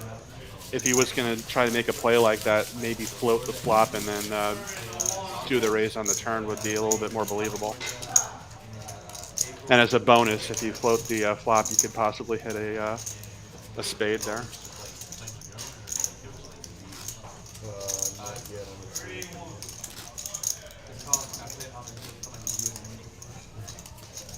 Another VPIP check in. Candyman 50%. Bottom of the spectrum, still Guppy at 15. And meanwhile, everybody else generally around, outside of Dylan, that is, holding around the 30 to 35% marker. HV, Dad D, and Candyman, the biggest VPIPs. Yeah, somewhere in the 30s is pretty standard for your average live stream player. When it gets to the 20s, you're a little bit, maybe a little card dead, maybe a little nitty, and when it gets to the teens, you really need to just either make a hand or find a hand. HV, ace tray of spades. Definitely a 3-bet candidate, but hold up now. The shortest VPIP at the table wakes up with queens. 325. And looks like Dylan is going to voluntarily put $325 into the pot. There you go.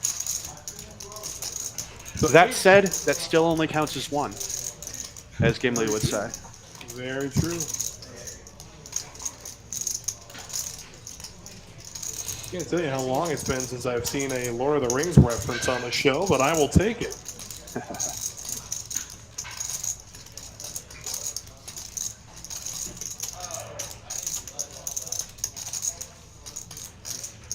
Of course, with the way HV runs, you know there's definitely going to be an ace in the window this flop. Oh, absolutely. I mean, it's not required by law as it would be if Dylan had kings, but it's maybe a statute.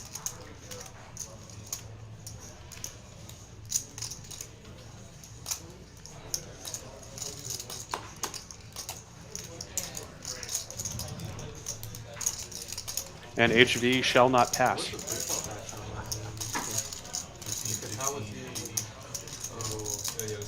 So Dylan gets one through. Well, not really gets one through. Gets one done pre-flop with queens. Only 3 people at the table right now are up money. HV is, I mean, basically even for a game this size. And then Dylan's up 1.2, and Candyman is raking it in up 2.2. Meanwhile, the prestigious honor of throwing the party goes to ATM down 16. So what you're saying is ATM's dispensing the money. Yes, that is exactly what I'm saying.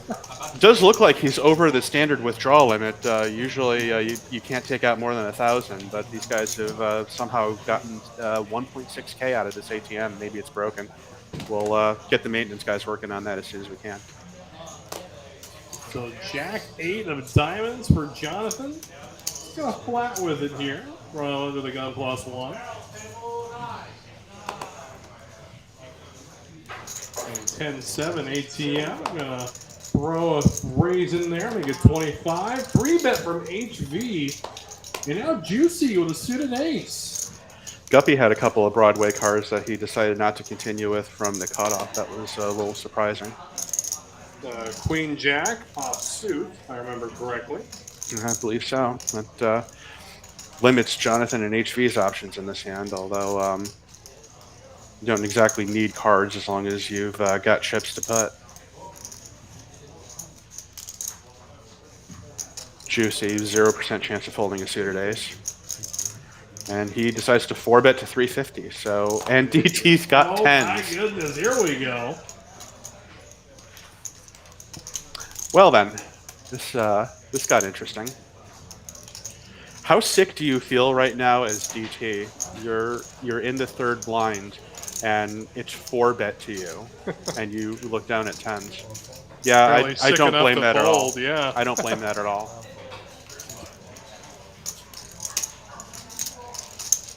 Never doing this again. And Juicy will get it done with said 4-bet. Shows the 9. 10. Shows the 9. That's Yeah, this guy's just coming after solid. me, man. I need to wake up with a real hand. Stop 3-betting me light. I have ace king suited. stop 3-betting. What do you want me to do? That's not. Well, yeah, I was gonna do the fuck out of Hal. Yeah, but then You see what you do? You raise me, now everybody want to 3-bet, 4-bet me. well, I had a real hand. I had a semi-real hand. I had the semi-real hand. I have a folding deuce, 5 of diamond. I did. Yeah, Kevin, you got another He one. had 2 cards. Nice hand, That's Kevin. all you need. Some. He was live. Not really. All the stacks were gone. That's true. At most, you had pocket.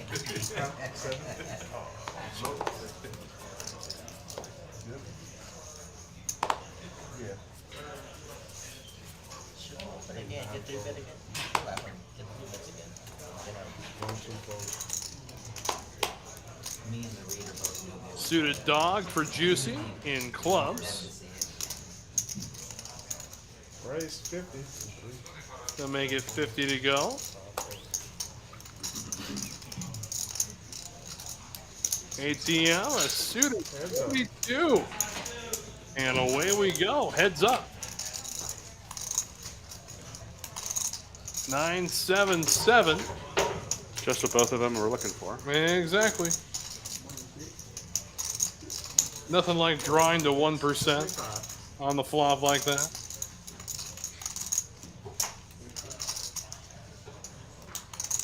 Well, Juicy's going to see if the ATM's going to dispense any more money, and believe it or not, he did not hit his withdrawal limit for the day. Wow. As any money that is getting put in the pot is not coming back his way, especially not after hitting the boat. No.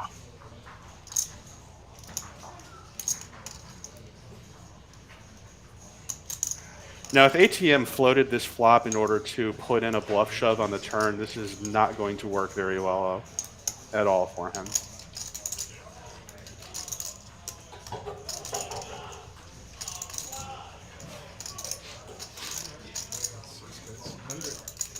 The bet is 100.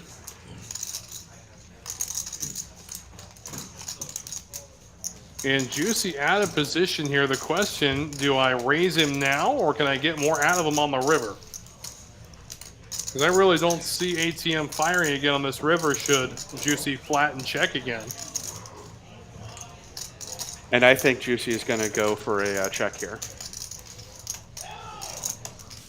He's going to just hand ATM the rope and see if ATM does the job.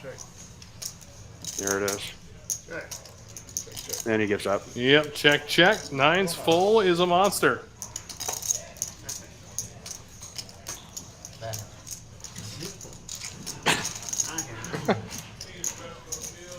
One more bullet, he might fold. One more bullet, he might fold. Well, you know, when there's 2 sevens on the board, you never quite know if you got the best. Oh boy.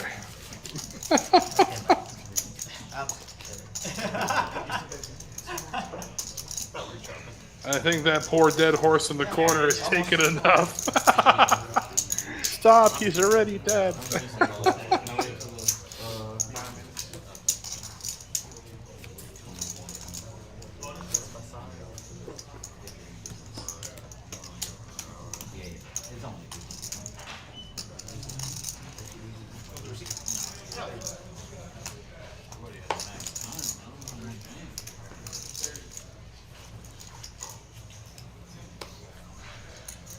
Although the point does make a good reminder, you can catch this live stream and every other live stream on YouTube. If you look up TCH Poker Live, go to the previous live streams. You can watch any live stream that you've missed. Get yourself caught up and get some good entertainment any time of day. Definitely so, as Juicy with queens now on the button. And Candyman getting the party started from +1 with Kojak. Daddy's bringing some diamonds to the party. 120. And DT is suited ace. Nope. Good thing we just see 2 more clubs walk out the door behind him.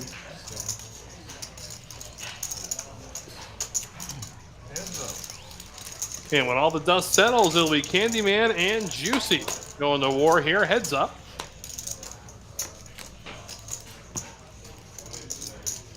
Well, there. Wow. So Bingo!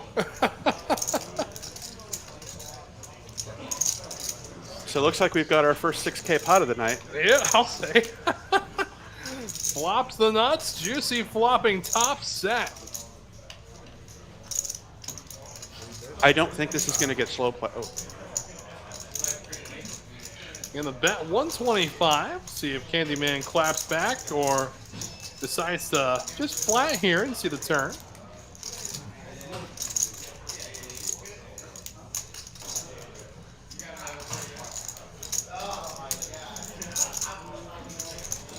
Looks like the answer is just a flat. Let's see a turn.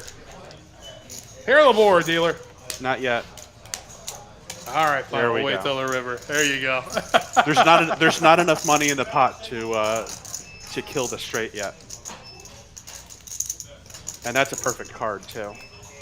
Now there's a flush draw out there, so I wouldn't slow play this too much. Juicy's probably going to continue, make it 300 maybe, 300, 350.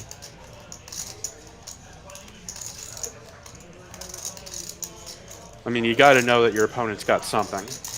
So you got to charge him for the draw or get paid if he's got a second best hand. 325 the bet. Yeah, that makes sense. And I think we're going to see the raise on this straight.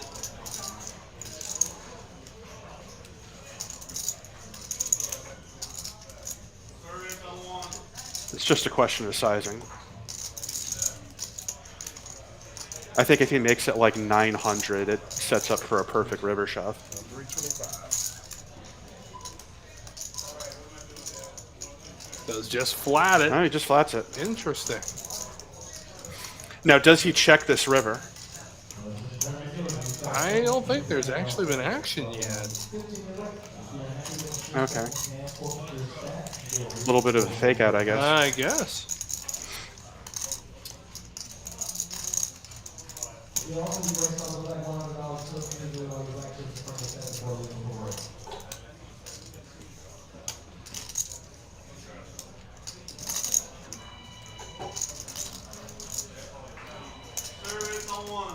Well, he's cut out the call.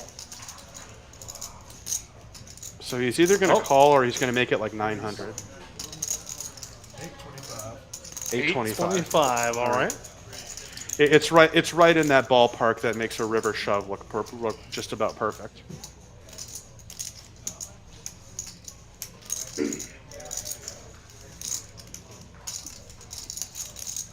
Now the question is this going to be call open shove on the river, or is the money just going to come in now? Because the money's coming in one way or the other.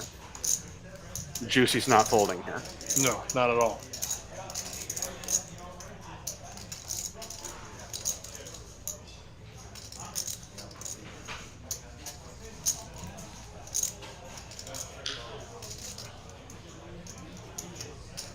And by now, I think the Mr. Tight image that everyone seemed to have put on Candyman is long since gone out the window. So, if Juicy just flats here, it's because he wants Candyman to bluff the river. And Candyman will bluff the river. Does make the call, so 2170 in the middle. We go to the river. Regardless of this river, I think it's just going to be all-in snap call. It's just a question of does Juicy hit his out, and he doesn't. Does not. In fact, I think Juicy loves this card. Well, maybe not the spade, because the backdoor draw gets there, and you don't have any spades yourself. But I still think this is going to go all-in call.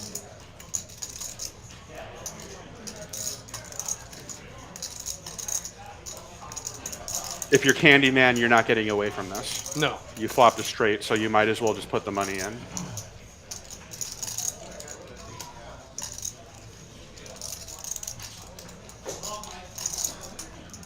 I mean, you can't slow play it. You're already made your move and raised on the turn. So I think he's just going to contemplate his options for a second, and then he's going to put the rest of his money in. And I think it's going to be a fairly quick call by Juicy.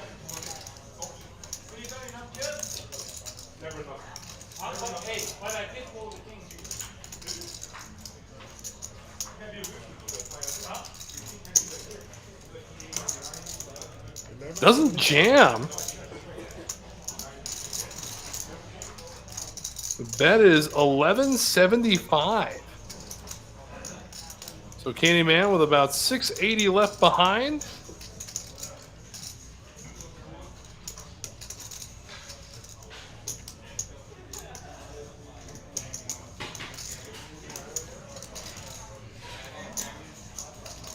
Yeah, I think Candyman just cost himself $700 because any hand that can call 1175 can call the full 1800. If you get re-raised all in, you're putting in your last 700. Yeah, there's the crying call. Straight.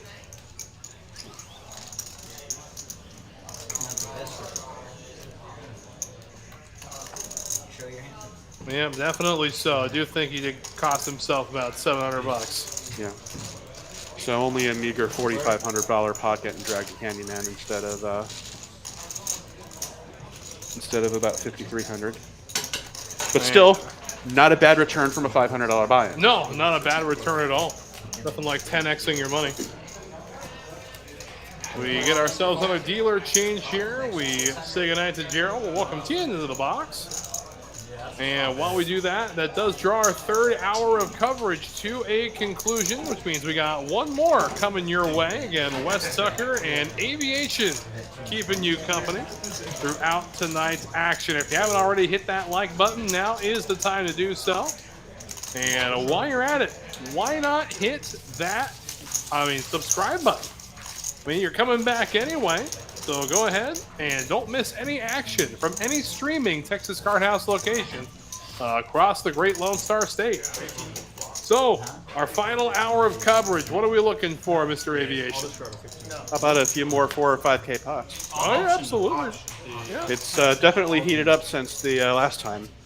They must have gotten that little toaster oven addition to the little dealer setup there, because the card's been running a lot hotter, especially at the last hand. Speaking of which, Daddy waking up right off the bat with Ace Jack. HV will float along with 10-8. Oh, he's going to raise with 10-8. What are you talking about? He only made it 30. That's floating. In that's fair. Juicy with his favorite hand every 2 cards. 3 roof for 75. 4 full, 5 full, 6 full. How much is that? 75. And now Candyman is stacked up over 5,000 now. All in goes Dad D for 321. 1 full. I said that didn't look right. Let's see what the real number is. It's 240. I thought so. 3 full. Boney rooting for 9-7 suited. Juicy is going to make the call. Yeah, we'll see if Candyman floats. It's going to be a bad day for Juicy if Candyman decides to stay in there with Ace-9. But I see where Juicy's coming from. There's so many people putting money into the pot that it's very likely that everyone else has everyone else's outs and you're completely live. Candyman will stick around, so Dad D looking for the triple up. We'll have a side pot. Queen, Jack, 6, so Dad D out flopping everybody. Yeah, that pretty much is going to lock the main pot up for Dad D, and then we'll see if Juicy and Candyman decide to play around and not so fast. Open-ender all for of a sudden, Juicy. all of a sudden, Juicy's plays. Oh my goodness! He doesn't even win. Oh, he chops it with Candyman because it's the wrong end of the straight. Oh my goodness! Daddy's gonna be not happy when he sees these 2 hands get flipped over.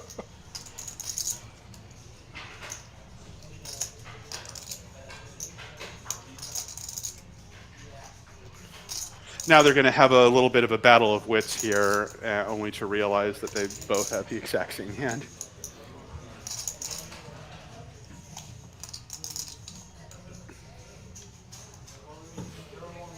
Do you want to add on 3,000? C1. It is notable that if somebody were to have Ace-King here, that would be Broadway. So maybe not all the money getting in here, maybe just a flat call. But he's certainly contemplating raising, and he'll probably think better of it.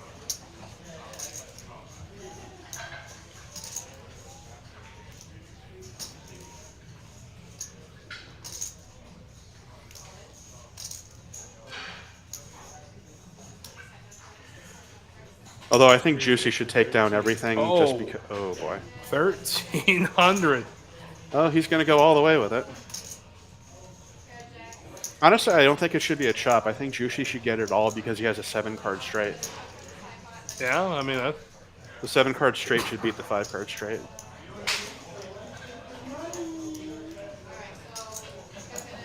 I mean, in a perfect world, sure, but our game utilizes the best 5-card hand.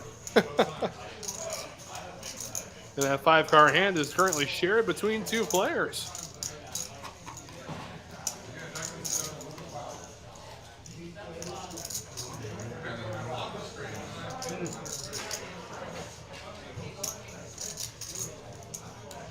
Yep. Well, when you bring it up too, you only lose to ace king. You have to call. King given 9, but what are the odds of that? Yeah, but given the pre-flop action, too, I mean, what are the odds he's got ace king at this point? Ace king would have easily 4-bet after, or tried to isolate the jam from ace jack.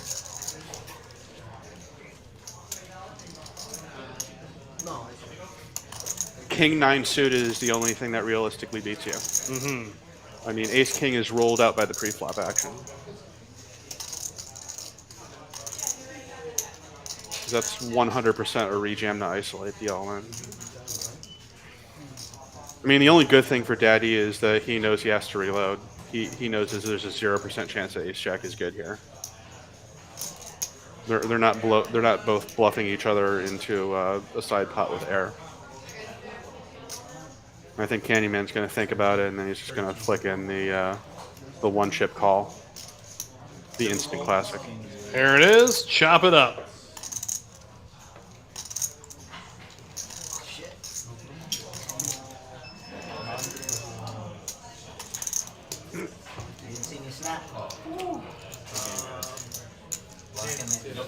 Well, looks like that's going to be it for Dad D this evening.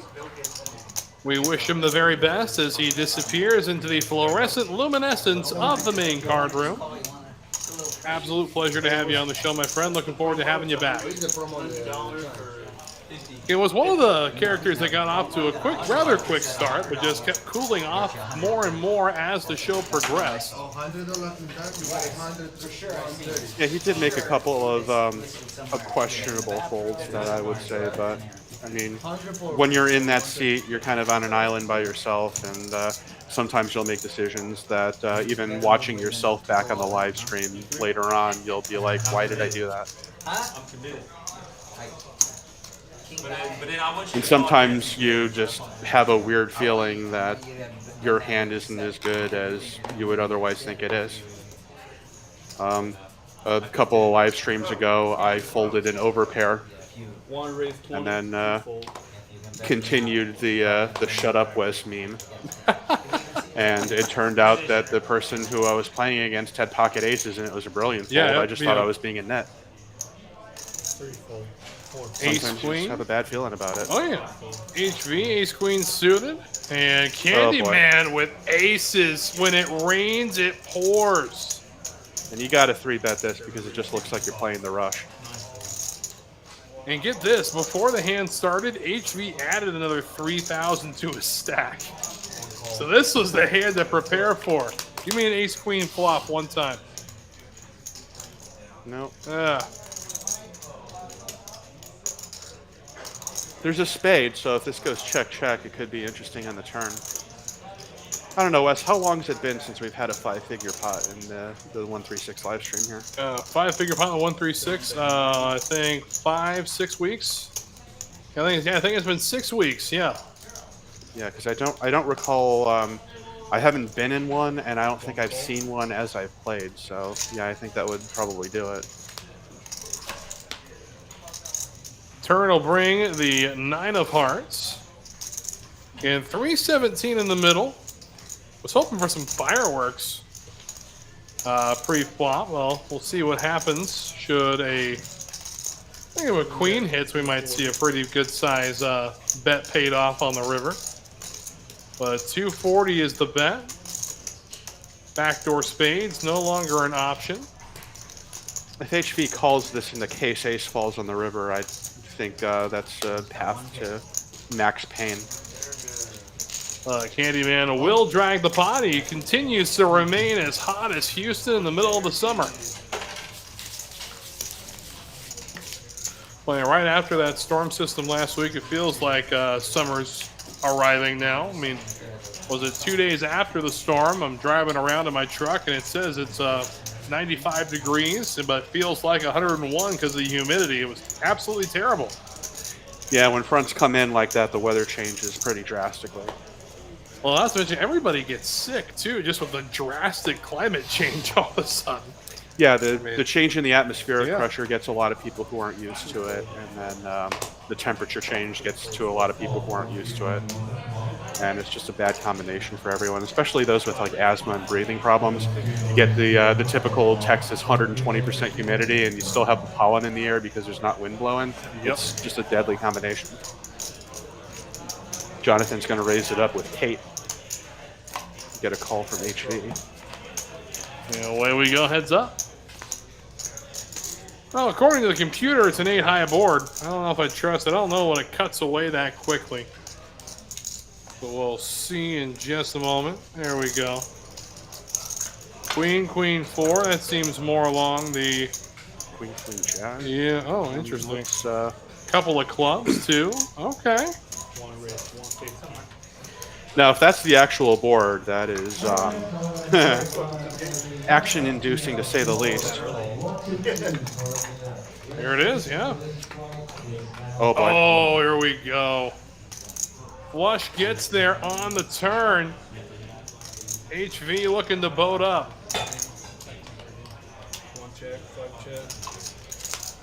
Check, check. 6 of clubs. They both have flushes now. Exactly. In fact, that's third nut flush for HV, so he might actually call a bet here. 125 the bet. That said, this pot could have been a lot bigger if they did not slow played each other. Looks like we saw some racks headed the way of Dylan's seat. And yes, it looks like Dylan will be... Oh no, Dylan... No, he's still there. Sorry, I thought I saw something I didn't see. I know there was a lot of people talking about where you got your stream name from, aviation. I know you said that you're a cargo pilot. So yeah, I've been in professional aviation for the vast majority of my adult life. Started out as a flight instructor in college, and then went to some of the regional passenger airlines, and then went from passenger to cargo. And the last decade or so, I spent a lot of the time in the instruction phase. Okay. So we're still working as an instructor now, or are we back flying cargo? No, I'm on leave right now for medical reasons. But, okay. Gives me more time to play poker and hang out with you guys. Well, there you go. We love it. Absolutely. So king, queen for Jonathan. It's going to bump it up, make it 25. The suited connector of Candyman. Here we go. So heads up we go.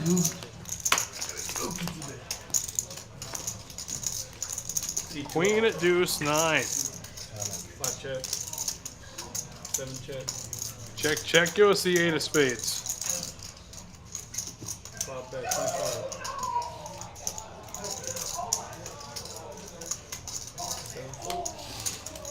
Chase the Candyman away. If that board was true, just a gutter ball. And now it does look like, yes, Dylan has made his exodus from the table. I think we still have a couple people left on the live stream list to fill it up. Oh yeah, as Michael will show up, he'll fill seat 8. Good to see Michael back. Yeah, another one of those stream characters with many names.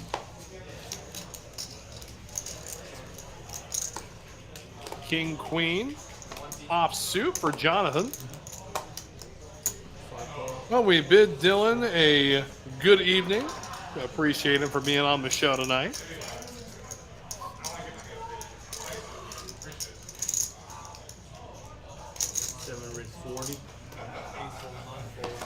Candyman going to raise his second suited connector in diamonds in a row. 5-4 of diamonds this time. Ironically, going up against king, queen offsuit again. Oh, is that Bruce Wang in the 8 seat? It is. Oh, yes, boy. the man of many names. I thought I saw him in the room before I hopped into this.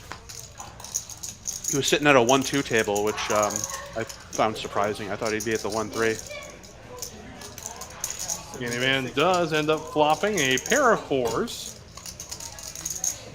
Thunder's out in front. See if Jonathan elects to stick around. See if he can float this turn. He's got overs. There's not a terrible place to float it. Stacks are deep enough. There's playability there.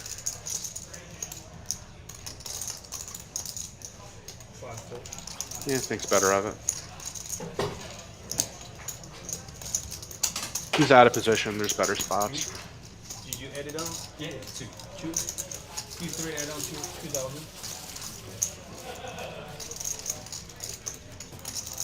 Juicy's adding another 2K to his stack. So the possibility of the return of the 5-figure pot is Let's do it. ever so slowly growing. Quite a few yellow birds in play.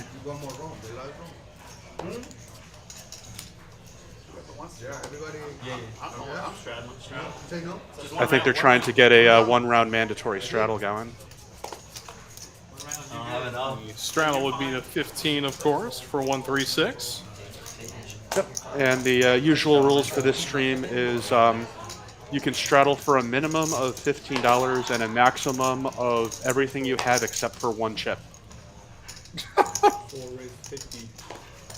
Yeah, I remember we were doing the 136 Infinity when it was the Wes Ketchel show on Texas Card House Houston. That was a fun game to talk about.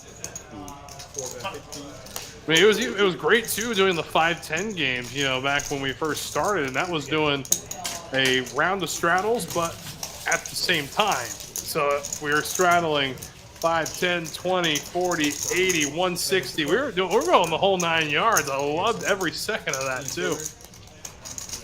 And that was when we did the Wolfgang Poker meetup stream as well.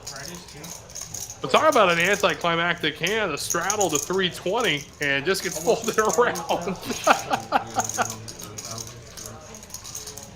Yeah, sometimes it happens like that. Nobody's going to take a shot at the pot because there's too much dead money in it. So if everyone gets dealt absolutely nothing, it might be the top straddle just takes it down. So if C2 starts at 1,000 or 1,500, 55. Yeah. And a new face will occupy the 2 seat, and it is 1555. All right. Good year. Good year, good year. Okay, now it's going by Mark. All right, here we go. 7-4,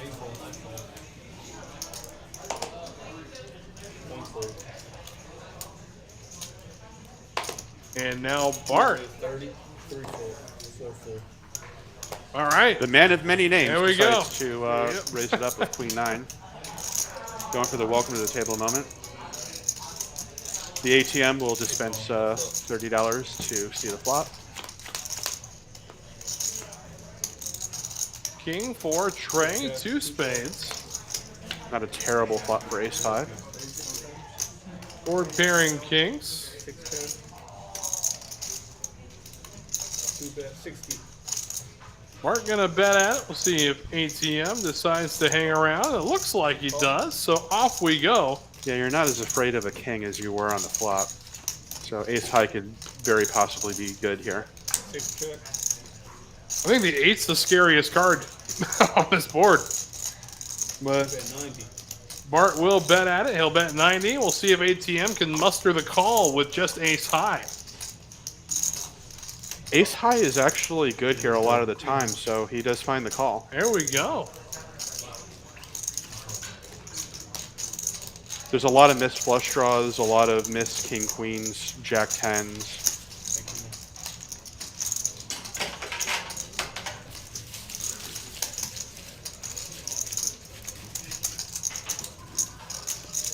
The reverse welcome to the table.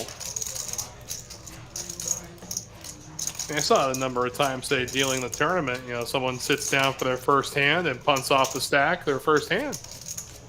You know, you see it. I've seen it at late reg. I've seen it in the first point. I've seen the first hand of a tournament. For crying out loud, it happens. If I'm there for the first hand of a tournament and I get aces or kings, I just move all in. Okay. Because somebody is going to think that I'm just being dumb, and then they're going to call me and I'm going to get paid. Well, I mean, you remember the story last year, 2 people in the WSOP main event two separate tables had an all-in and a call first hand. Both aces against kings. Both times, kings took down the aces. Aces are overrated. I mean, bottom line is you got one pair. Yeah. You got one pair. Aces are overrated. I was playing at Aria back in December, and I ran my queens into aces pre-flop, and all the money went in. Queen hit in the river. Thank you very much. It's just a pair of ones. Top pair, top kicker for Bart. And over to Candyman, who has the snowman in his arsenal.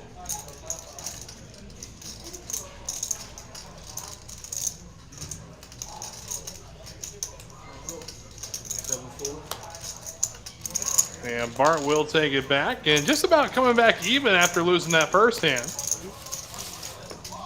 It's that easy. Lose your first hand, just win the second one.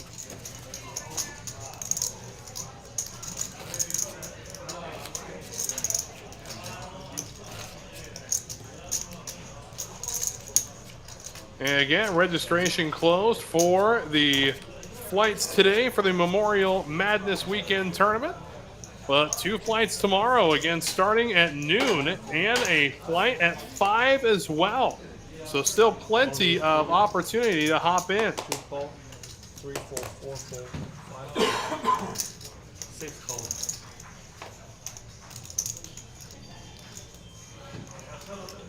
Well, Bart's not slowing down. He's got pocket fives on this one, and Candyman's got ace 10. HV is going to make a raise with 9-7 suited. Ace 10 is out. Really? No, I think this is just the graphics keeping up. There's no way Candyman is getting out of the hand with ace 10. And he hits his ace.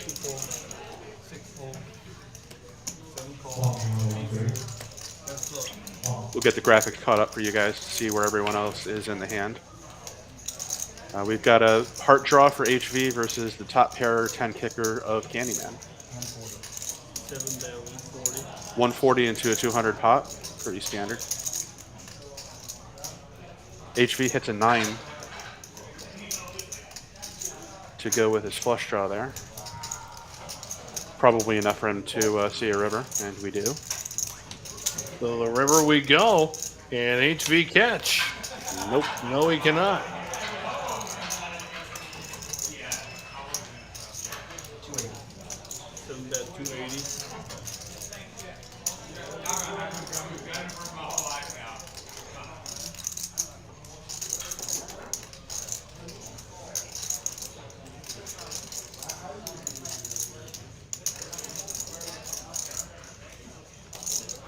It's hard to find too many bluffs here that you beat.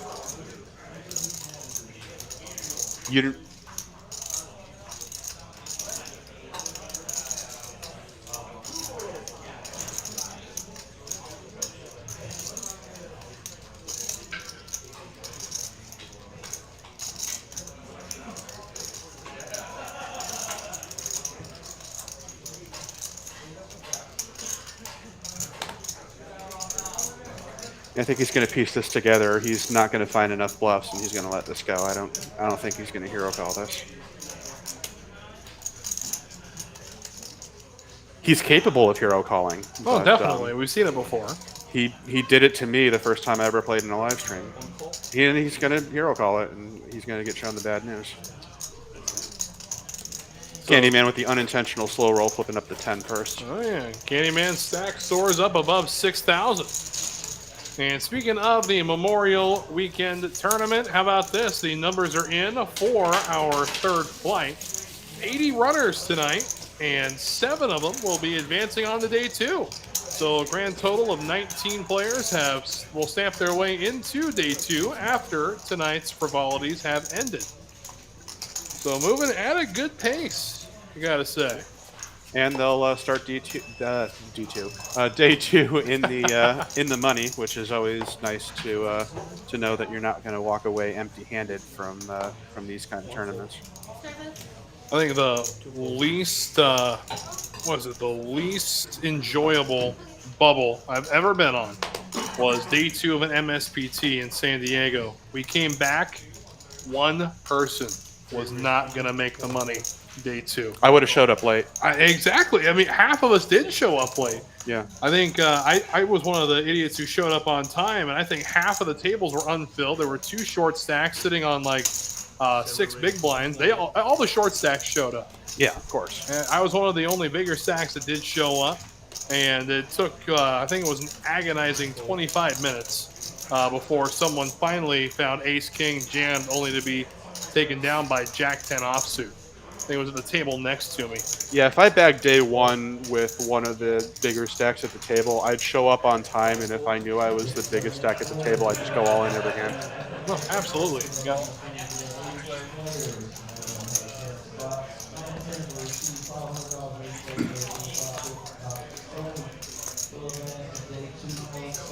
Queen 10-6 Rainbow. That's going to hit Candyman and Juicy. ATM, however, not so much.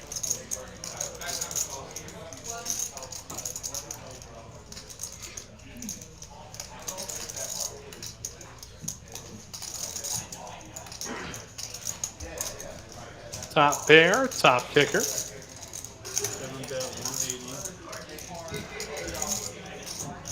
180, the sizing that Candyman goes with. See if that will be a good enough price to entice second pair to stick around. And that $180 bet from Candyman represents a third of his starting stack when this live stream started. And he's now got 6K in front of him. So there's definitely been some action at this table over the last 3.5 hours.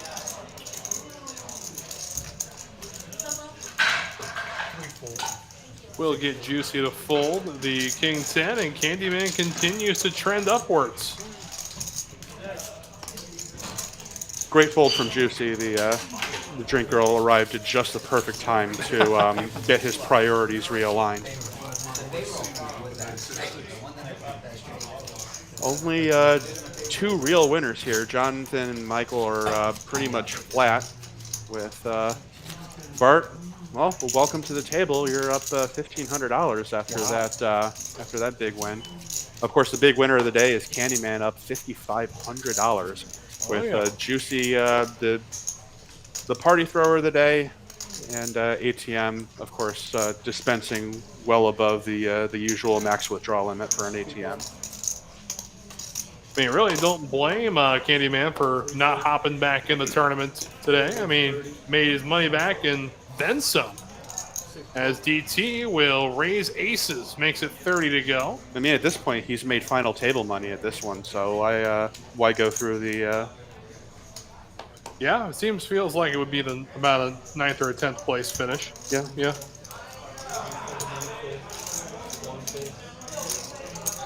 I mean, 100K guarantee, 5-figure payouts to top 3, maybe 4, and then 4-figure payouts to the final table. Yeah, sounds about right. Meanwhile, DT just flopped top boat. Unfortunately for him, nobody else has anything and doesn't really have the possibility of getting anything. I don't think that's the case here, actually. Oh, not anymore. Yeah. All right, well. But still, leaps and bounds ahead of everybody still, but... 7 bet, 110. All said, I'd rather have top boat. But sure? still having the over pair of aces with somebody betting into you isn't horrible. Still thought you would have rather had pocket 9s at this point, but you know, you just keep surprising me. Yeah. Now, 9s can be beaten. 7s are unbeatable. That second king is a little worrisome, although for DT, although I don't think that's going to slow him up all that much. That said, DT isn't even the aggressor in this one. It was Candyman that started the violence, and it looks like he's not going to stop. He, 7 bet. Yeah. 185 into 350. Yeah, it's about a little Standard over half pot. Yeah. DT is not going to fold here. Yeah, put a king out there one time. 4 check. Now the question here, if Candyman makes his bet big enough, can it chase aces away? It's going to have to be a shove almost.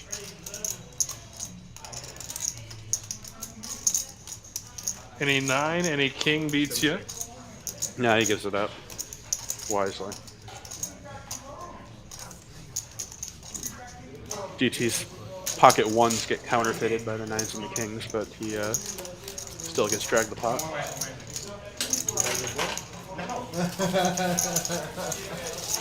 That wasn't in the folding move. Yeah.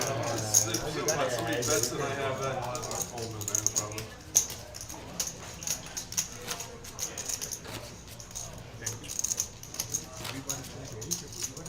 When you're running so good, I thought you had pocket 9, and I had a 9. Yeah, he's got a point. Candyman has seemed to have it even in positions where it makes no sense for him to have it. He sneezes at the pot, he folds. I also want to point out that the pace of play has slowed down astronomically. 54 hands were played in the first half of our stream. And here we are coming at 85 with just a half hour left. Yeah, it's only 31 hands instead of 54. And well, I'd say the reason for that is the beginning half of the stream was mostly everybody flopping nothing, one person betting at the pot and everyone folding. Now that we've actually had some action and some interesting hands, it's required thought, and that's going to drag out the minutes per hand stat. Twice on the jet. Guppy 3-betting with 10-9 suited. I like it, I like it. Yeah, I've had queens 3 times too. HV is never folding 2 suited cards. No. And Candyman, maybe a little snake bit from the last hand, is going to give it up. I've also jacks 2 at jacks 2. That and the fact that the person who made the raise was Guppy. And maybe because HV just 4-bet it to 250. That one I lost.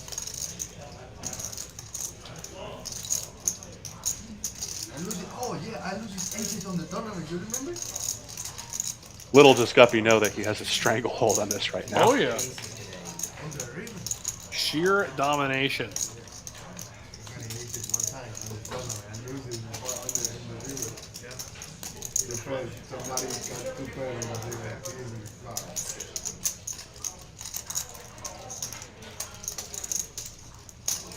How sick would a 5-bet be here? Would have been pretty sick, but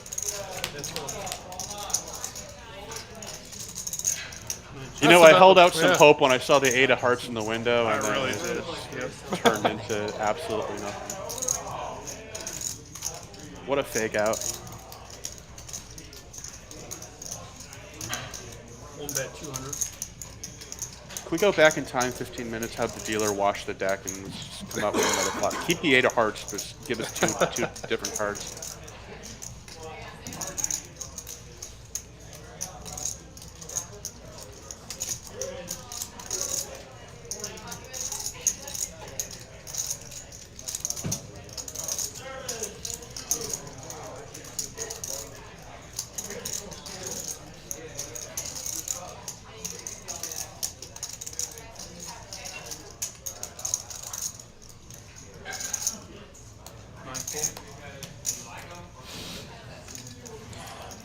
And HV's aggression is going to take it down. The thing is, this was the battle of the blinds, so realistically, either of them could have hit that flop. Even though it was 4-bet and everything. I mean, HV could have had 8s. Guppy could have had 3s. You never know.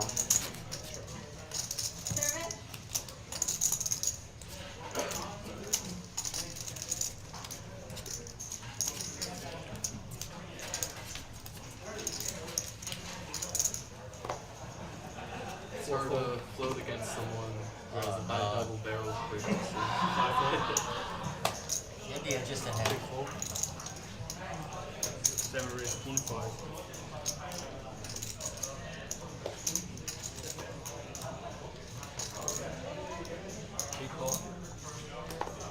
Probably gonna be expensive for you. Probably gonna be expensive for you. I was bearing. Candyman will open with 10-7 of suited. oh yeah, Michael with the computer hand suited. Queen 7 of diamonds. Always wanna. And of course a rainbow flop. Yep, and everybody misses. just what you want to see with two suited hands facing each other. I could have. I had 2 back hands. But at that point, I'm only roughing like pocket 8. It's like kind of.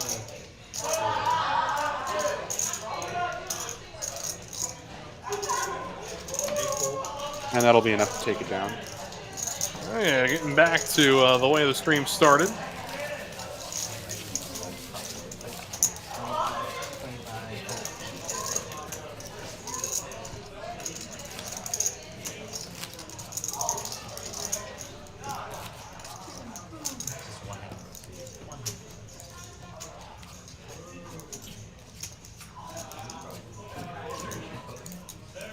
And those V-pips, again, Bart has the smallest sample size. We don't think it's fair to include him in the conversation just yet. But Candyman still about 54%. Just continues to climb. Although Bart did ruin his opportunity for the 100% V-pip, so unfortunately we'll have to wait another week to see one of those.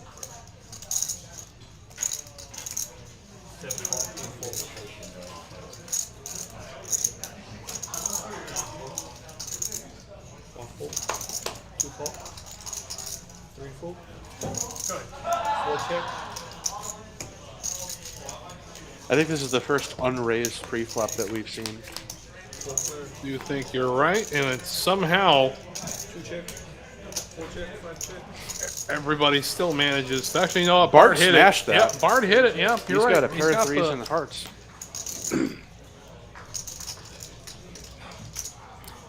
Well,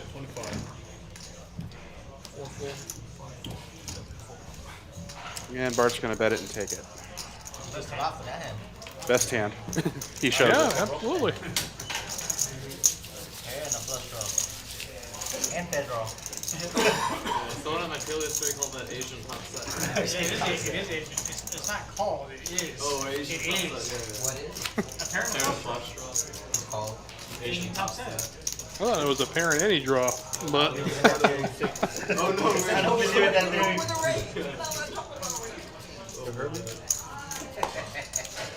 Because Asians go all in with it. Yeah. They play like top So set. strong. They never Play play like well. top set, yeah. It's top set, right? It is. 7-4. 9-7 suited, no good. One raise 50. HV's got another pocket pair. It's been about 20 minutes, so it's been due. Yeah. Geographically, How could he not like it? Bart gonna make the call with a suited jack, and we'll see if Juicy sticks around. Just suited ace. He's just debating between call and raise. Never folding this one. My guess is he's going for a 3-bet. Raise 250.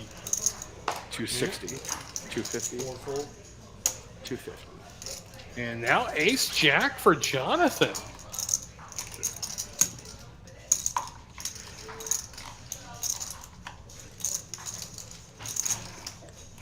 I think he's going to fold it. Ace jack, especially ace jack offsuit, is a pretty crummy hand when you've got a raise and a re-raise in front of you. ATM, let's go a king 10. That's also pretty standard.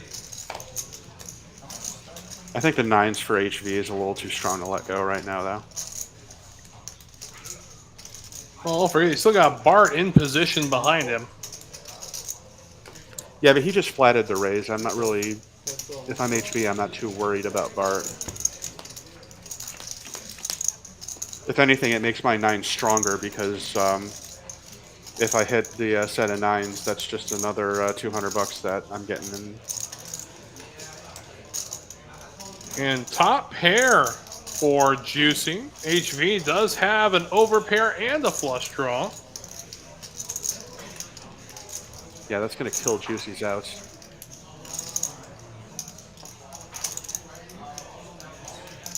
Although if I'm Juicy, I'm not exactly loving having top pair here either with the all-heart board. Wisely checks it back. One check. Interesting. That's a 6. Oh, there we go. There we are. So now an open-ended straight draw and a flush draw for HV. So he's not going anywhere. Nope. This 275 is getting called. And I think just called. I don't think HV's going to put in a raise here.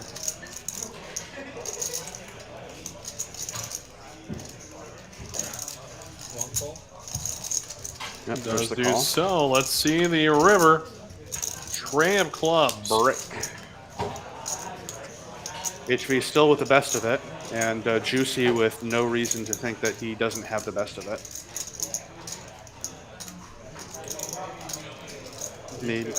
He slows down and checks. Now will HV go for thin value? No. No, just checks it back. I think that's a little too thin. Yeah.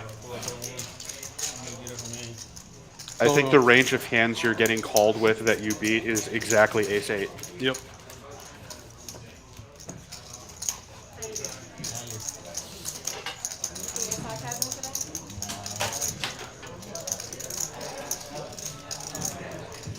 Looks like we're going into our final dealer change of the night. That we are. We will say goodnight to Tia. We'll welcome Miss Jess into the box. Coming from work to work. Wait, what? Hi. Yeah, you gotta go with me. Figure it out. Yeah. I do real estate. So about 20 minutes left in our show this evening. It's open for some fireworks, and dealer changes generally get us, you know, get some kind of action going. Change the deck out, see what happens.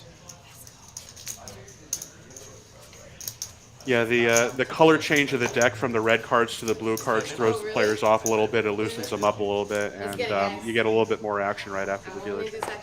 And Smudge in the chat just stacked someone, by the way. You know, What took you so long? You've been I here know. playing for like a couple hours now, and you finally just stacked them.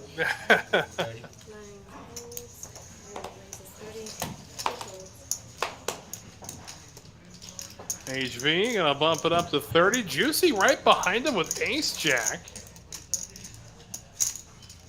And on the button, he's gonna elect to go for the 3-bet. You get 125. Well, there goes one of Michael's 4s, and there goes the other 2 4s. And HV's going to let it go as well, and Juicy's going to get credit. HV just folded 2 Broadway cards pre-flop. I mean, we better send someone out there to make sure he's feeling okay. And he folded 2 Broadway cards to Juicy. I'm not really sure what's going on there. Now, speaking of Juicy, he's now down 3K, ATM's down 2K, Guppy's down 1.1. And all the money at the table has gone to Candyman, who's up $5,200 from, like we've said a couple times before, a $500 initial buy-in. And absolutely insane. Bart with a, slightly above average hourly rate, sitting at the table for 15 minutes and being up $1,500. That's acceptable.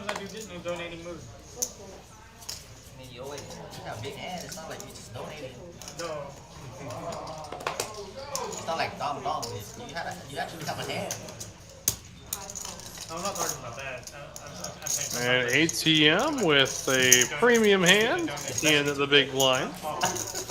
You want to be in the domain? To 35 to go. We'll see if Jonathan sticks around. Does so with a suited big lick, and away we go. That initial call from Jonathan almost seemed a little angry, like he's a little steamed that he's not getting some hands. He might try to force something here, and that might blow up on him. King 4 deuce, 2 spades.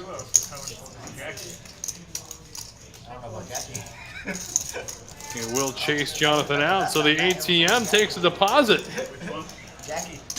after being so liberal with the withdrawals. Well, the ATM's running a little empty right now, so you gotta get some more money into it, otherwise you're going to run into some withdrawal issues. I don't understand why. And there's another look at the VPIP. Again, Guppy and Candyman, the two we're going to reference here. Candyman at 53%. And Guppy, also been here since the beginning at a whopping 13% throughout the 92-hand fiesta we've been throwing so far. Yeah, it looks like 13%, and he's been here playing for 87 hands, means he's voluntarily put money into the pot 9 times out of 87 hands. Wow. Which is not a lot. No, not a lot at all. Yeah, that day when he bluffed with the pink. Oh, yeah, that was ridiculous. Yes, he's bluffing to 2 people. I can feel the people in the chat double checking my math right now. They've got the calculator phone. They got the calculator app right on the other side of their screen going now, down. Now that you've been experiencing my world for the last 3.5 hours, it's not so easy, is it? No. Nah. I'm not worried. My math's right. Oh, yeah, absolutely it is. Love having you in the box with me, my friend. It's been a lot of fun. So hopefully this last 15 minutes are a lot of fun as well as juicy. Facing the 3-bet from Michael with a suited king. It'll chase him and DT away. Jonathan with the suited ace. And you mentioned earlier making a little overly aggressive of a call. See if he does so again here with ace-4. No. Just me, right? I only play this because I was just talking about playing 3-9 offsuit in the donation move. And then they give it to me, so I was like, shit. You did that. And then, of course, Oh, yeah, you gotta show the 10. You can't show the 8. Bruce Wang showing the 10. What the donation move is, I donated $20. But not 150, just 20. We take a look now, the showdown stats. Juicy's gone to showdown more than anybody so far. 55% of his 88 hands. And she said she's Oh gonna my keep God, you doing call it, it. call it. Out of time. And she was about to run out, so I Yeah, 45 of his 88 hands have been... she lost everything. There we go. Oh, sorry, that's went to showdown, not to... Uh-oh. I didn't have really that great. So we join on the Because I don't want you to get hurt, I just want to take your money. The last one.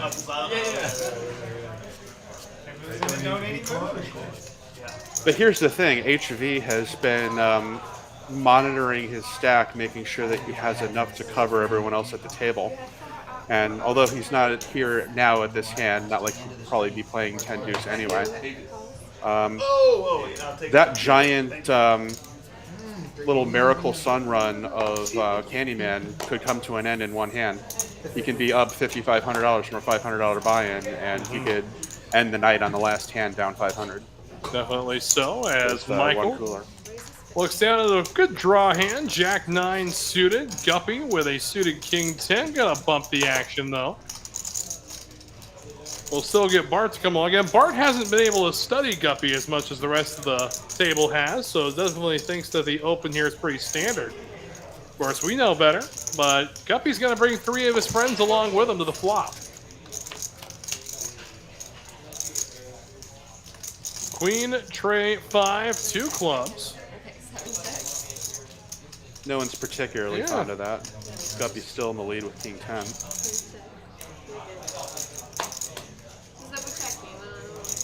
Although it's a lot easier to be confident with your hand with little percentages next to it. Unfortunately, they don't allow that while you're actually sitting at the table. 7 of spades makes the flush draw more clear and present danger. And Bart catches up with a pair, and he's going to bet it. Guppy's not going anywhere, though.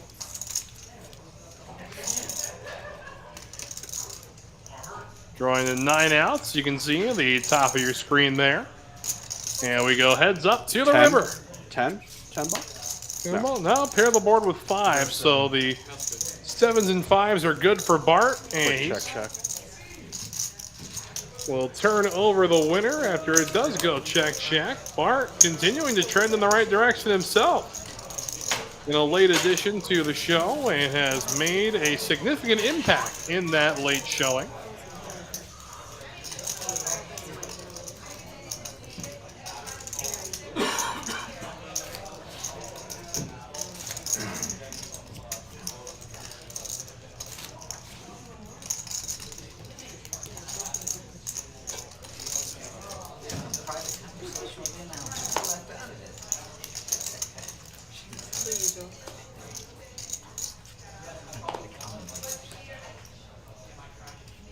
The difference is we have a face for radio. I was told And a that voice from for silent film. Oh yeah, I was told that from a very young age, and I have the perfect face for radio. So here I am. Sorry, 4 folds. What'd I do? No, 5 folds. Jack 4 of hearts for Jonathan. Again, Juicy, this is the second time we've seen Ace King suited just flatted with under the gun. spoiler alert, both times it didn't work out. I mean, the first time it didn't work out. I don't think it's going to work out here either, but you're letting too many this hands time it in. might work because ATM does make the raise with ace-5 suited. And this is kind of the ideal situation that you're looking for when you flat with ace-king suited is the... This is the limp raise spot. The limp for you. raise. Yeah. 150. 150? 250, sorry guys. 250. 250. Okay, so he's really putting the pedal to the metal here. Makes sense. It's a raise of 40 and a call, so you have to up the sizing of the limp re-raise in order to deal with that.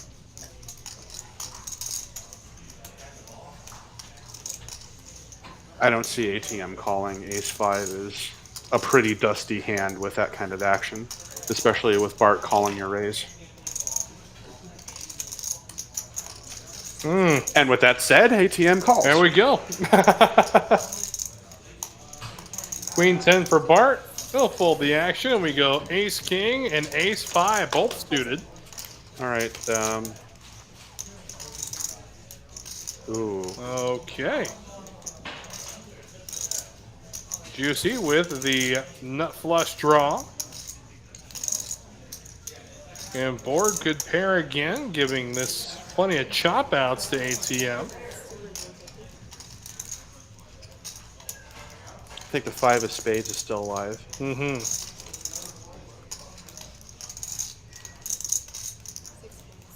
Yeah, just to bet it and take it. That's a pretty garbage board for ace-5. Got him.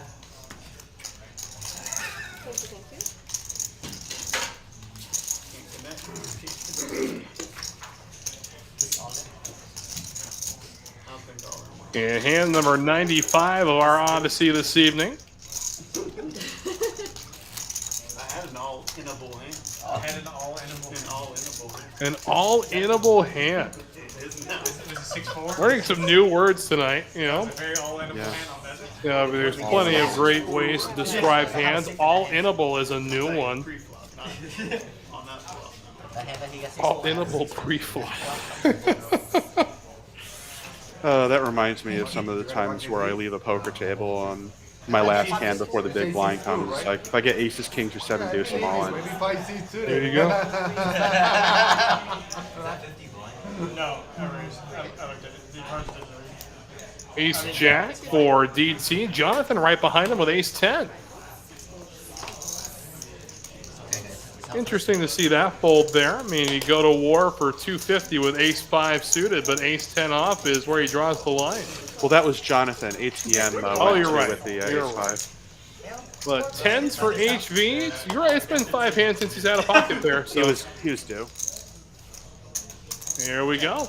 Jack high board. Jack deuce tray. Well, pretty standard situation. The board's always going to be 1 rank higher than the highest pocket pair. 10s is going to get a jack high board, jack's going to get a queen high, queen's going to get a king, and of course, as we all know, The ace required by kings, law, if you've got yes. pocket kings, it's got to be an ace high flop. Although in this case, we've got 2 people with top pair here. Bottom pair for Bart. But, oh, it looks like the system prematurely folded Juicy. Yeah. System's trying to save Juice some money here. I don't think it's going to work. I don't think Juicy's going to listen. No.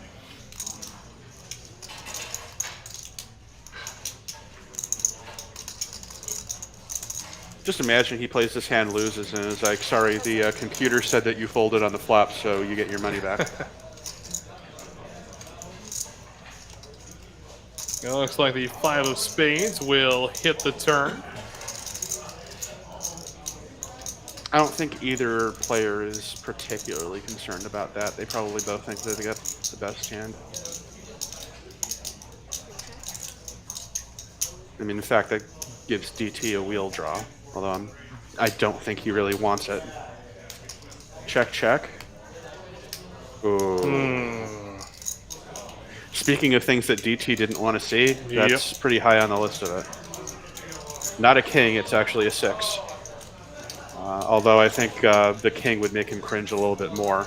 This one, I think he's just going to get an angry call. Yeah.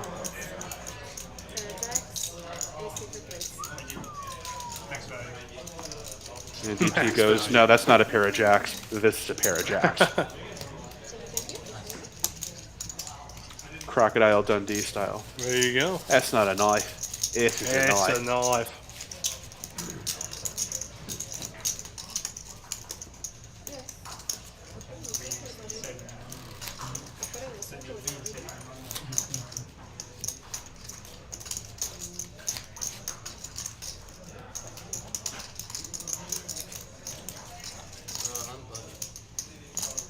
Oh my fucking god. Sorry, missed it.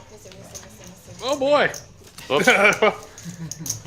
You know, we're used to hearing that from the players, but false start, 5-yard penalty. Yeah, false start. Dealer. I don't know if you're On this live stream, you put there's 3 cards. I would have said anything. Yeah, I'd be all for a crazy pineapple live stream. I think that'd be a lot of fun to talk about. I wonder if the software is configured to handle something like that.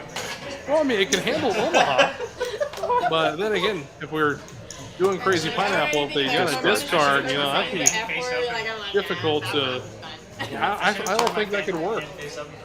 I've seen live streams on Poker Go that have done like no limit 7 deuce 7 single draw before. Oh yeah, you could probably configure discards. Yeah.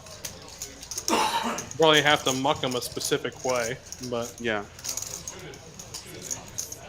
Probably you initially read the card and then you put the card over the reader again or something like that.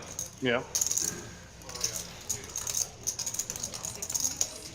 And a lot of clubs, but it's an ace high board.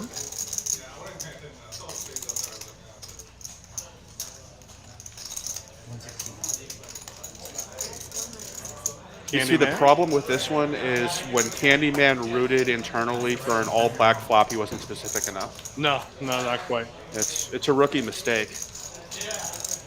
We'll show the pair of aces.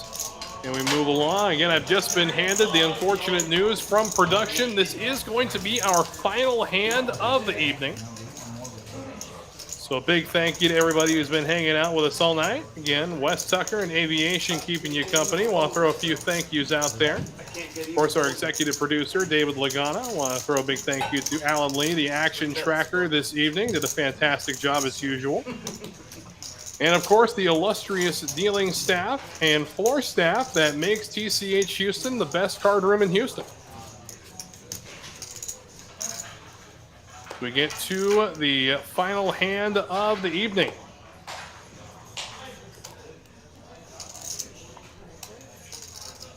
And Jonathan, no thank you, but well played tonight. Thanks for coming on the show. ATM feels like making one last deposit into someone else's pockets. Michael with a suited ace, and here comes a call of the raise from Bart with Jack-9, Kojak for HV, and DT wants to see a flop with his suited ace. Well, it's going to be really hard to get a flop that hits anybody because they've got each other's outs. Well, more of the Queen, same. 10-8 for Max Payne. Well, you got the 8 right. No. Couple of clubs. Well, Michael's actually got a backdoor flush draw and an open-ended straight draw. ATM with top pair. Bart's got a gutter ball with a 7. And DT at 2%. Oh, he just hit a 3. He does hit a pair, so he gains a little equity. And HV is the one sucking hind tit now. Actually, he and Bart together at 8%. Ace on the river would be pretty spicy. Oh, yeah.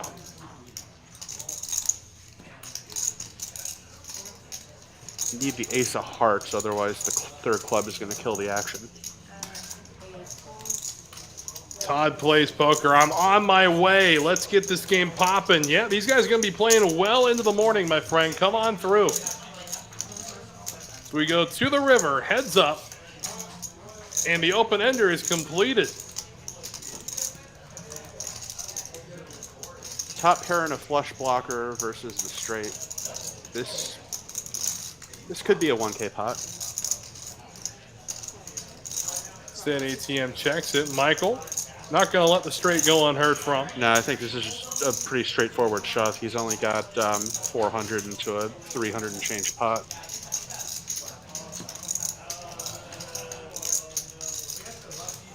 Tell ATM to reload. I'll let him know, Todd. Doesn't look like a jam from Michael. Looks like he's going to commit about half of his stack, though, 225. And Michael will take it down. So that is how the stream will come to an end. So it was a fun one. A little slow start, but really heated up toward the last couple of hours. Anything you want to add before we sign off, Aviation? Well, sometimes it's better when the stream starts off slow. If it goes off like a bottle rocket, then everyone's a little too afraid to do anything. But if you kind of build into it and then the stacks slowly get larger, and then about halfway through, when the cards start hitting, that's when you get max action and max pain. And in this case, the money went all the way to Candyman from basically everyone else.